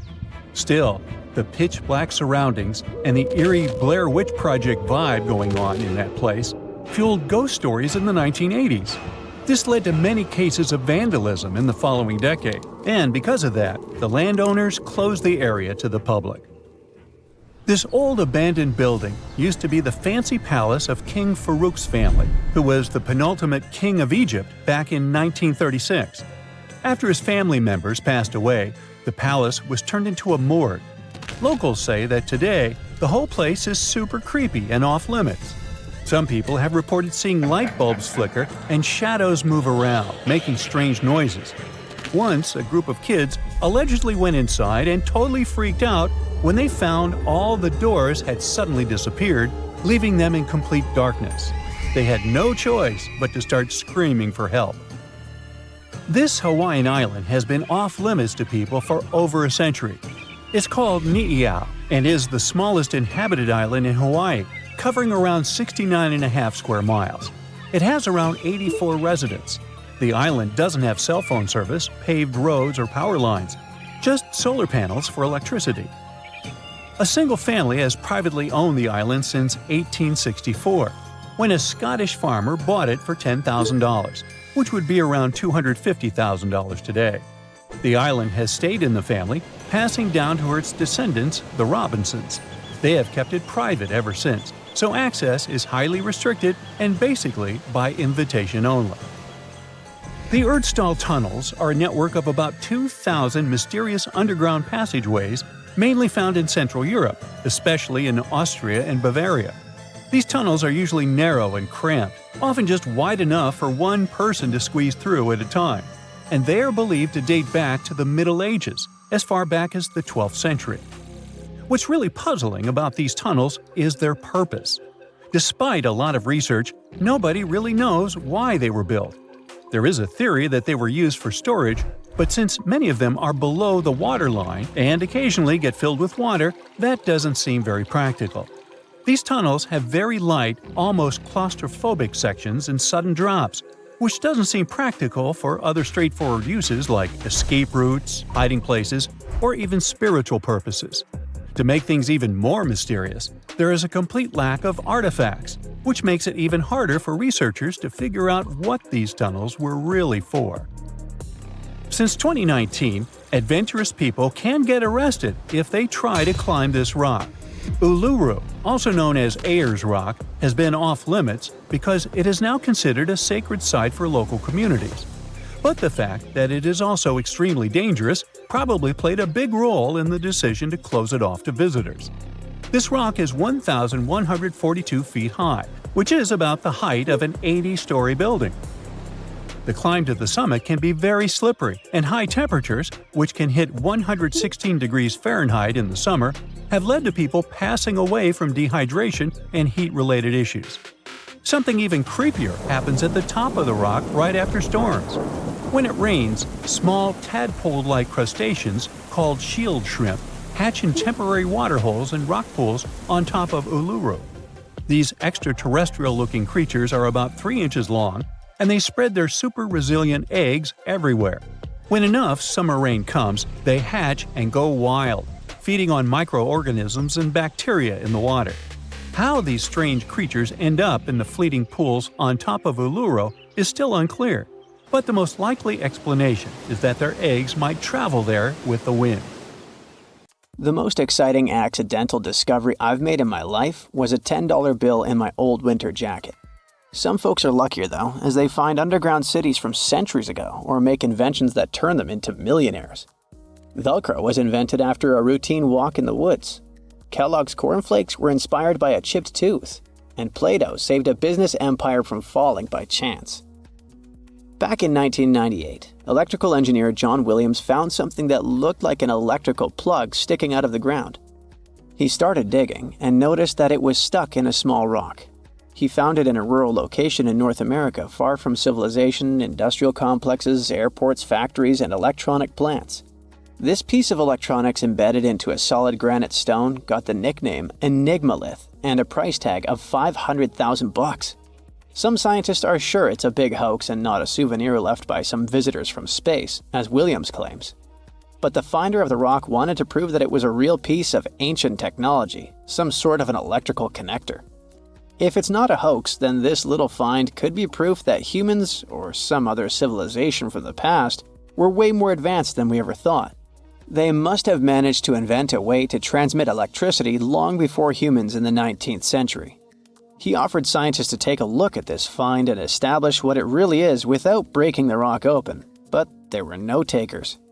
Williams consulted an engineer and a geologist, and both confirmed there were no traces of glue on the electronic component. It hasn't been welded either, so it must be as old as the rock, which is around 100,000 years old, according to geological analysis. Dr. John Kellogg had a philosophy of biological living with regular exercise, massage, plenty of water, zero bad habits, caffeine, and no meat. At the end of the 19th century, he looked over a health institute in Michigan. He once whipped up a mix of flour, oats, and cornmeal. He thought that by baking whole grains at high temps, they'd be easier on the stomach and healthier overall. He baked the mix twice and first made cookies, but a patient chipped a tooth on that version. Then he decided to break it into small pieces. It's hard to pinpoint exactly how Kellogg cornflakes came to be, with so many versions of the story floating around. Kellogg's wife, Ella, and his brother Will both claimed they played a role in creating the flakes, along with several other family members and sanitarium staff. The company lore says that it all went down one night in 1898, when some wheat-based cereal dough was left out too long, fermenting in the process. When rolled out thin, the slightly moldy dough turned into these perfect large thin flakes that got all crispy and yummy in the oven. Over the next few years, Will Kellogg kept tweaking the recipe and realized that corn, not wheat, made even crunchier, tastier flakes. His brand, Kellogg's Corn Flakes, has grown into a multi-billion-dollar company. Swiss engineer George de Mestral once went for a walk with his dog and came back with a concept that would later go to space. Once they got back from the woods, de Mestral noticed that his pants and his dog's fur were covered in the tiny barbs of the cocklebur plant. He examined the burrs under the microscope and noticed that they were shaped like tiny hooks that stuck to loops on clothes and fur. He decided to recreate that natural tech to design an extra strong fastener, one with many practical uses. He was testing different materials for his invention for so many years and finally settled on nylon. He also needed to design a special type of loom that could weave the fibers in the right size, shape, and density.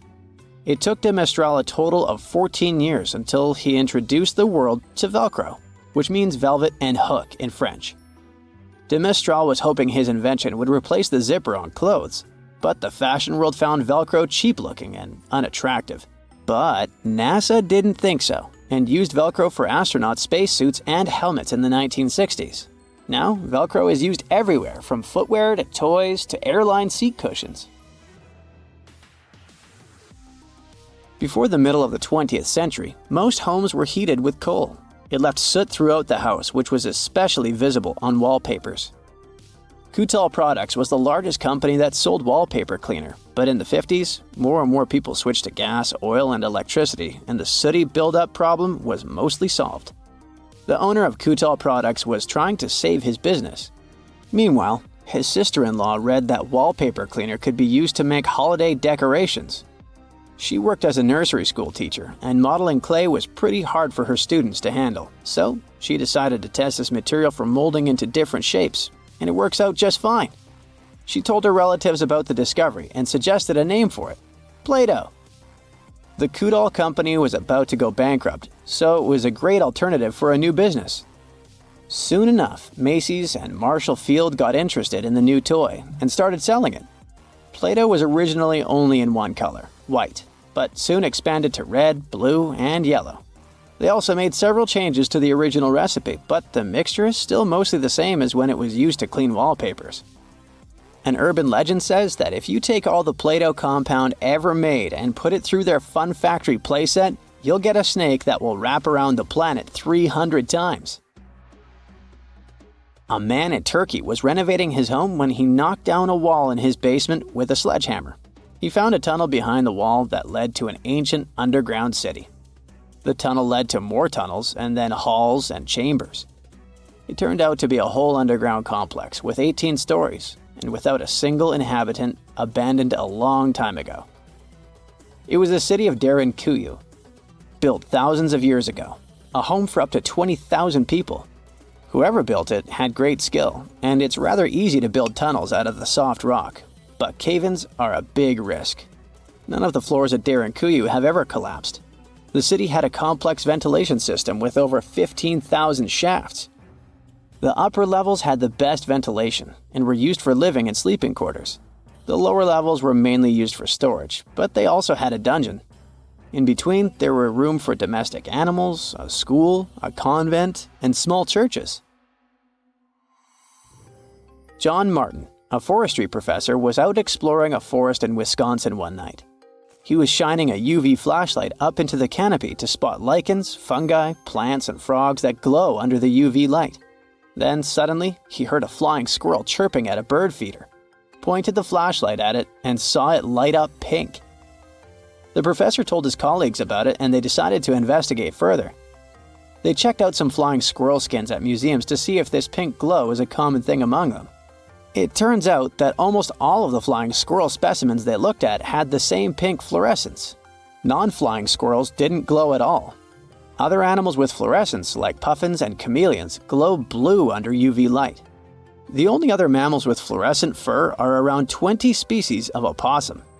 They live in different ecosystems and have different diets. The only thing they have in common with flying squirrels is that they're all active at night. And regular squirrels prefer sunlight. There's enough ultraviolet light in low-light conditions, and nocturnal animals need UV vision. So the pink glow might have to do with nighttime perception and navigation, especially in cold and snowy conditions. Or it could be a way for male flying squirrels to attract prospective mates. It could be a sort of mimicry. Now, let's assume that another species, whether humanoid or dolphin-like, could have existed millions of years ago. How do we find their traces? There was a Doctor Who episode about a non-human industrial civilization on Earth that existed long before us. These reptiles, called Silurians, were forced deep underground by a catastrophic rise of temperatures on Earth, and there they thrived for centuries. That inspired scientists to create the so-called Silurian hypothesis. If there was an advanced civilization before us, we should find their traces somewhere. Well, let's try. Climatologist Gavin Schmidt and astrophysicist Adam Frank decided to dive into this themselves. Like us, any technologically advanced civilization would be hungry for energy, so they looked for global effects that would leave a widespread mark. For example, hints of large-scale industrial processes, like plants and factories, and their leftovers. Then comes the question of how long these civilizations would last. If they existed for a long time, we should look for long-lasting signs, like residues from burning fossil fuels, mass extinctions, synthetic chemicals not found in nature, and even traces of nuclear fission. Basically, we should search for the same kinds of things that humans are currently leaving behind as evidence of our activities. Unfortunately, this evidence isn't that easy to find. Let's imagine an unsettling scenario if humanity suddenly disappeared. Even though it seems like we've left a lot of changes on our planet, the future civilization millions of years from now would struggle to find any remnants of our existence. Why? Well, our planet has existed for 4.5 billion years. Complex life on Earth has existed for more than 400 million years. Compared to that, our industrial period only lasted around 300 years, and we haven't left any significant traces. Our record of Earth's history is full of gaps, especially the further back you look. The fossil record captures only some things, being very selective and incomplete. On average, one fossil emerges every 10,000 years, and dinosaur footprints are even rarer. Mountains rise, oceans change, and plate tectonics can easily wipe out evidence of entire civilizations. After a couple of million years, chances are any physical signs of a civilization would disappear. In order to find at least something, we have to look for things like odd sediment patterns or unusual isotopic ratios. Also, fossils mostly form in water, leaving us in the dark about creatures on land or in the jungles. So even if there was a technologically advanced society millions of years in the past, and even if they were far more advanced than us, we might struggle to find any clues of its existence. Frank and Schmidt try to understand how we could ever hope to spot signs of them. Discovering actual cities would be the ultimate proof of a Silurian-style civilization on Earth. But Adam Frank isn't too optimistic.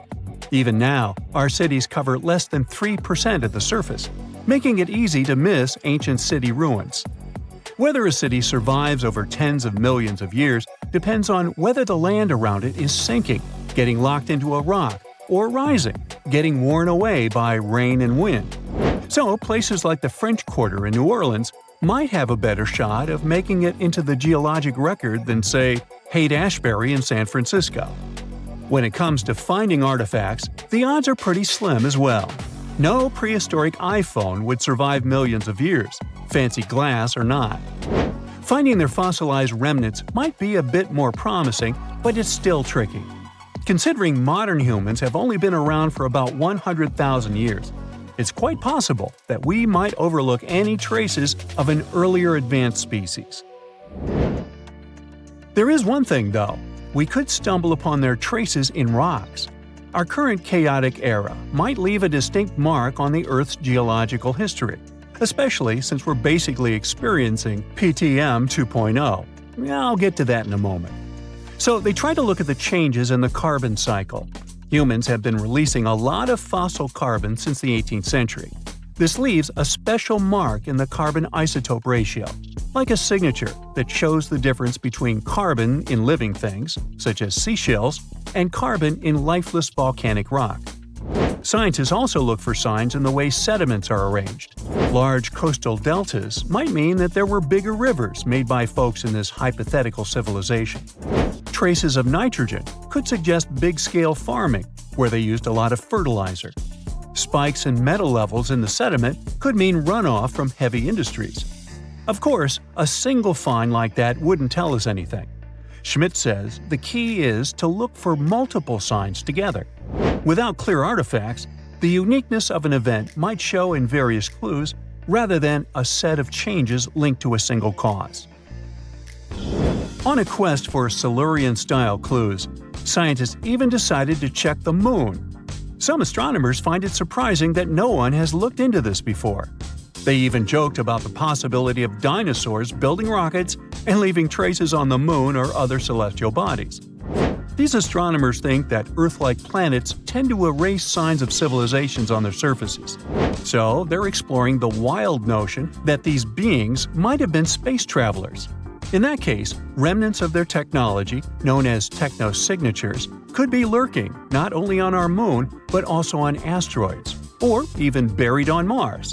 There they might endure for millions or even billions of years. Unfortunately, so far, despite digging into the past 380 million years and examining all suspicious events, the researchers haven't found a clear match for a technological civilization. They don't give up, though. Frank calls for more investigation. For example, we could study how modern industrial chemicals stick around in ocean sediments. This, he believes, could help us identify similar chemical traces in the Earth's history. If there are no traces, why do we even bother to find something like that? This research is based on Schmidt and Frank's recent papers. They were delving into the Anthropocene. It's the proposed epoch dominated by human activities on Earth. It's full of these things called hyperthermals. They're prehistoric events when temperatures on Earth sharply increased over a relatively short time. They're like extreme heat waves from the past. A great example of this is the Paleocene-Eocene thermal maximum, or PETM for short. It happened around 55.5 million years ago and saw a rapid rise in global temperatures.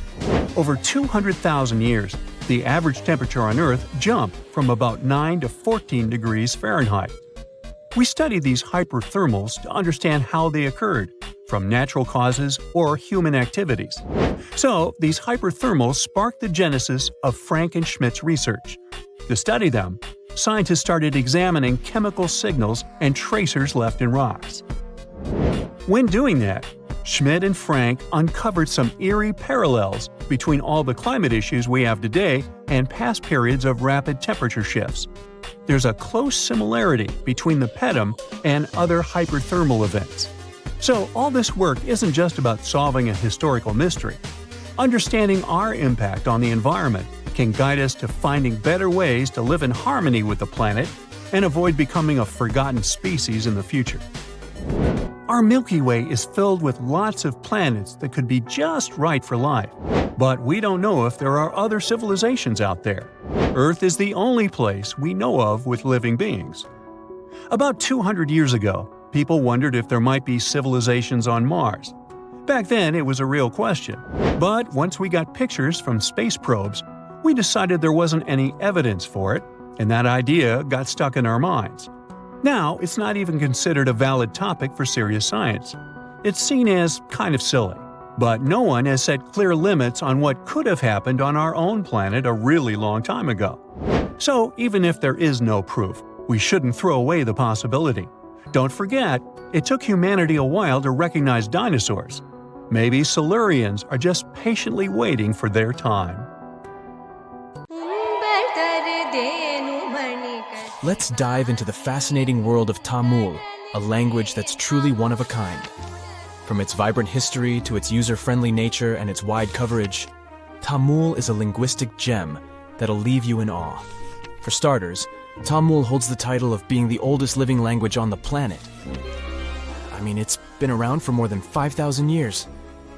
It's hard to know if it's truly the oldest language ever, but it sure takes the cake for being the oldest living language still in use today. The word Tamil itself isn't just a one-trick pony. It has multiple meanings up its sleeve. Of course, it refers to the language itself, but it also signifies beauty, sweetness, and even the concept of being natural. Talk about a versatile word. How many people still speak this language today, you might wonder? Tamil is like the rock star of languages in India, with over 84 million native speakers. Globally, almost 90 million people proudly call Tamil their mother tongue. Hold on to your hats, because things are about to get divine. In India, you'll find a temple dedicated to none other than Tamul Tai. Now, Tai means mother. and this deity is considered the personification of the Tamil language as a loving and nurturing parent. This language is also not just limited to its homeland. It's a language that has spread its wings across its neighboring areas. For instance, it's also an official language in Singapore and Sri Lanka. Not to mention, it's also recognized as a minority language in South Africa, Malaysia, and Mauritius. Have you ever wondered how it all started? You know, the whole spoken word shenanigan? And where? It's not like words magically popped out of thin air, right? It must have taken quite some time to develop. Linguists don't have an exact date or any clue about what those ancient languages sounded like, but they believe the first spoken language sprouted up around 100,000 years ago. Unfortunately, since a written language only came about 5,000 years ago, we don't have much info on what those early languages sounded like. All we know is that they're somehow related to the languages we speak today. Earth is one massive place. We're talking over 7,000 spoken languages among a population of over 7 billion. Sounds like a lot, right? Well, historically speaking, that's not too many. In fact, many languages are gradually fading away, being replaced by their respective countries' official languages. People are hopping on the bandwagon of learning the dominant language for better educational and economic opportunities. Eventually, we might end up with a global language to rule them all. At the moment, the most used language in the world is English. But hey, it wasn't always like this. Back in the day, before the world became one huge linked web, there were oodles of small nations and communities scattered all over the globe. That means there were probably hundreds of thousands of languages evolving just like living organisms. But let's travel back in time for a bit, shall we? Picture a bunch of early humans roaming the land in their little tribes and communities. Within these groups, language became the bee's knees, the go-to for communication. It was crucial for their hunter-gatherer lifestyle. This language thingamajig allowed them to hunt like pros, multiply their numbers, build cool stuff, and survive in all sorts of gnarly conditions, even at high altitudes. Plus, it gave them a leg up on their rivals, like the Neanderthals. Sure, those folks may have been smarter and stronger, but it's widely believed they didn't gather together as Homo sapiens did. And so, about 40,000 years ago, poof, bye-bye Neanderthals. It just goes to show that language is quite a handy-dandy tool. Or at least that's one of the theories. Fast forward a bit, and humans had conquered all the major land masses. Mesopotamia, for instance, was the hotspot for this linguistic revolution, and by around 3200 BCE, Sumerian, a totally groovy language, stole the show. To this day, it's one of the oldest ones we know of, if not the oldest. What's interesting is that Sumerian had no linguistic siblings. It was like the loner kid on the linguistic playground. Let's look into the Sumerians' writing skills for a bit too. It's nothing like what we're used to today. Scientists have named it cuneiform writing, and it emerged as a means to record trade and political information. As a matter of fact, the first recorded name in history wasn't of a king or some powerful figure. It was most likely the name of an accountant. But it's difficult to know for sure. Cuneiform consisted of a collection of pictograms that represented objects or people, much like the ancient Egyptian hieroglyphics. Sumerian culture thrived in several city-states located in the southern region of Mesopotamia. Uruk, known as the first true city, was among the stars of the show. However, these cities eventually faced some unwelcome visitors. As a result, by 2000 BCE, Sumerian had taken a back seat, becoming a classical language just like Latin. Now here's a little twist in the tale.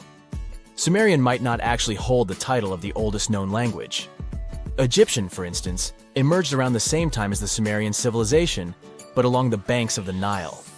This ancient language also made use of pictograms in its writing system, but it did undergo some serious transformations due to its interactions with neighboring languages like ancient Greek, Persian, and Latin. By the time of Roman occupation, Egyptian had become a dead language, gradually replaced by Greek. Now let's give a special shout out to another one of those old languages that are still spoken today, Hebrew. This remarkable language has been around for over 3,000 years and has managed to remain relatively unchanged throughout its long history. Hebrew is one of the official languages in Israel, and around 63% of the population in this country speaks it. Also, there are approximately 6.1 million people all over the world who can proudly say that Hebrew is their first language.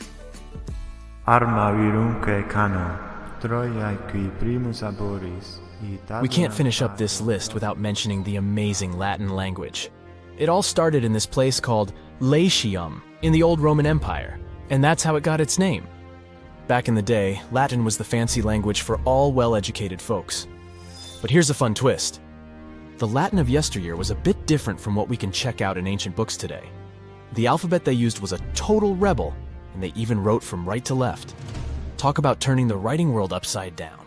But over time, they realized it was more fun to go from left to right. Latin literature? Oh boy, it's considered the creme de la creme of ancient writing. You know, the kind that scholars and bookworms go crazy for. If there were an Oscar for ancient literature, Latin would be cleaning up all the awards. Latin was also like this ancient influencer. It's been around for so long that it has influenced a bunch of modern languages. Many English words are either straight up taken from Latin or have been heavily influenced by it. More so, Latin has even spawned a family of languages called Romance languages. No, not about love stories, chocolates, and flowers. Romance languages are the offspring of Latin, thanks to the not-so-gentle nudge of the Roman Empire. We're talking about languages like French, Spanish, Romanian, Portuguese, and Italian. But here's a bummer. Latin is considered a long-gone language. It's frozen in time, like a linguistic time capsule. While living languages like English keep changing and growing, Latin is stuck in the past. It had its transformation and alteration phase when it was still spoken, but now it's just enjoying retirement in the linguistic retirement home. Regardless, Latin still sneaks into our daily lives without us even realizing it. You know when someone asks you the time and you say it's 4 p.m., well, guess what? You're speaking Latin. PM stands for post-meridium, which basically means after midday. And AM?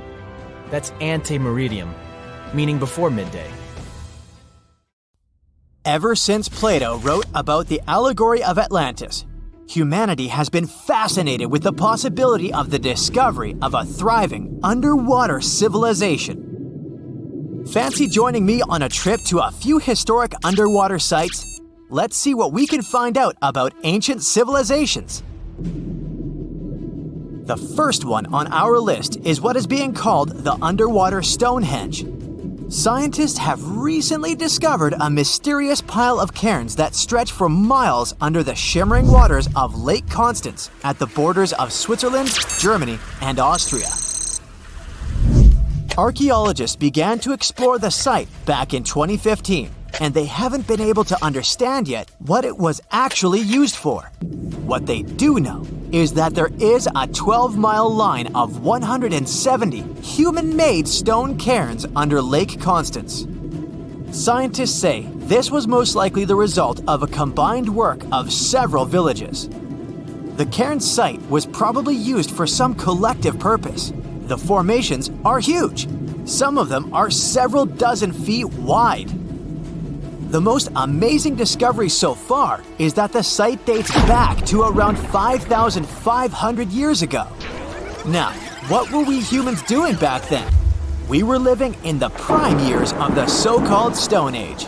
We were beginning to make artifacts from stone and use them to hunt and eat. Can you imagine what a knife and fork might have looked like back in those days?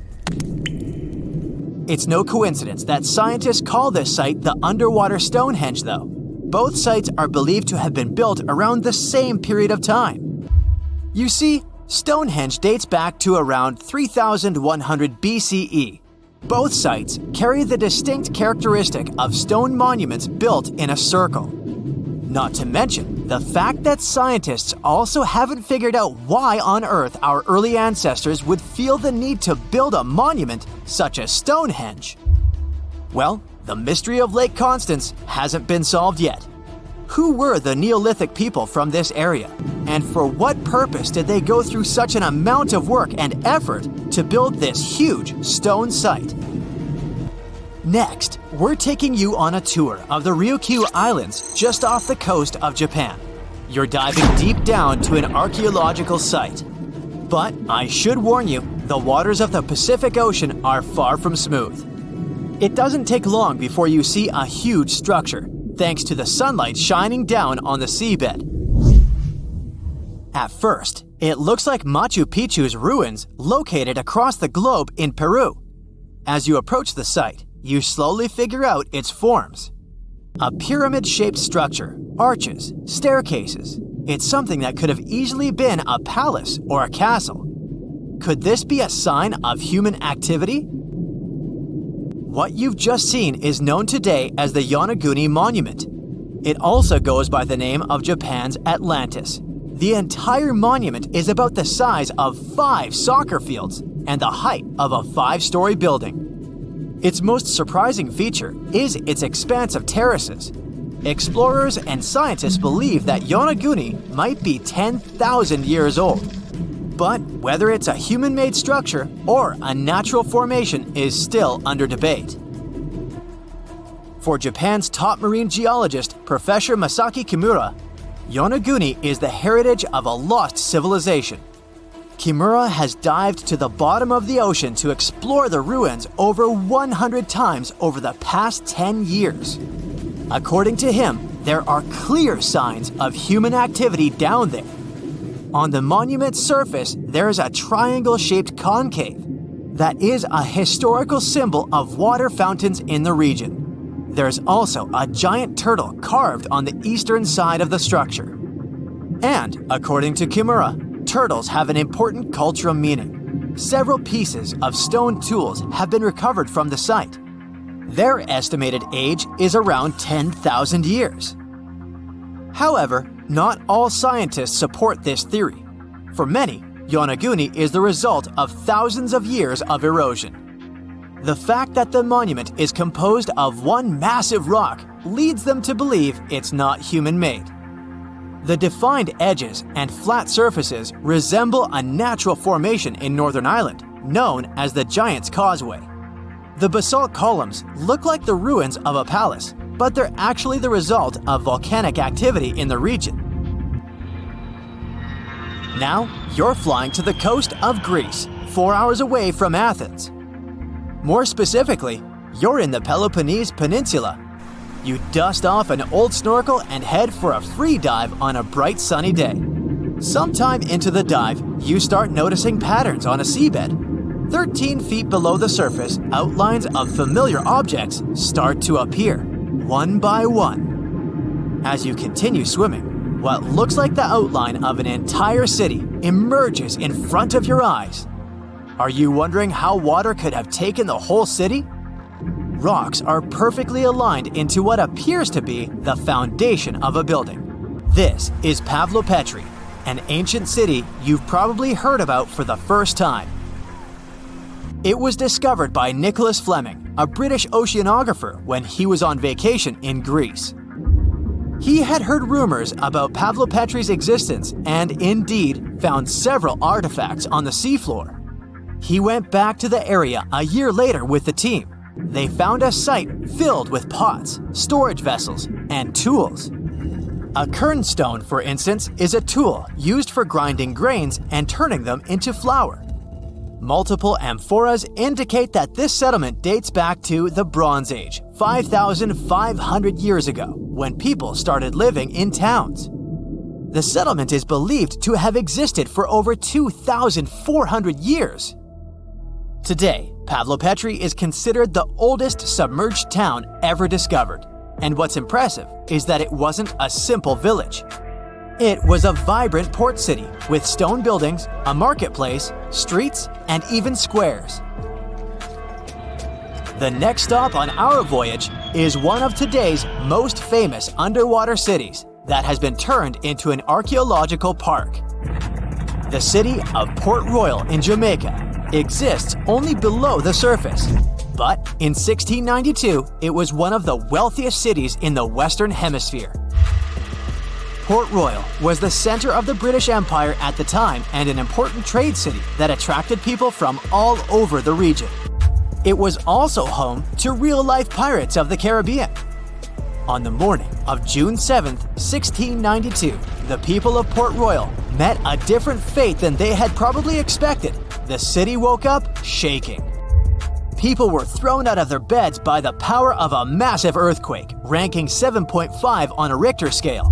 One survivor said he had seen Earth opening up and swallowing the whole town. What he said could be true, as the city was mainly built on sand. The ground swallowed buildings, roads, you name it. Geysers erupted, and finally, waves as big as 10-story buildings hit the city. About 33 acres of the city disappeared under the water. Amazingly, most of its 17th century remains are still in good condition under 40 feet of water. Archaeologists have found taverns, storage rooms, kitchens, and recreational buildings used for diverse purposes. You can also see a grand lion statue, a submerged bridge, and many picturesque arches. Of course, I saved the best for last: India. Just off its coast lies another sunken marvel. A site known as the Lost City of Cambay is located in the Gulf with a similar name. It remained undiscovered until 2001, when the National Institute of Ocean Technology made a routine water assessment. With the help of sonar technology, which sends a wave sound to the bottom of the sea, they found something far beneath the surface. Images showed well-defined geometric shapes spread along a 5-mile stretch. The remains date to more than 9,500 years ago, meaning this civilization was lost at around the end of the Ice Age. Debris recovered from the site included construction material, pottery, beads, sculptures, and even bones.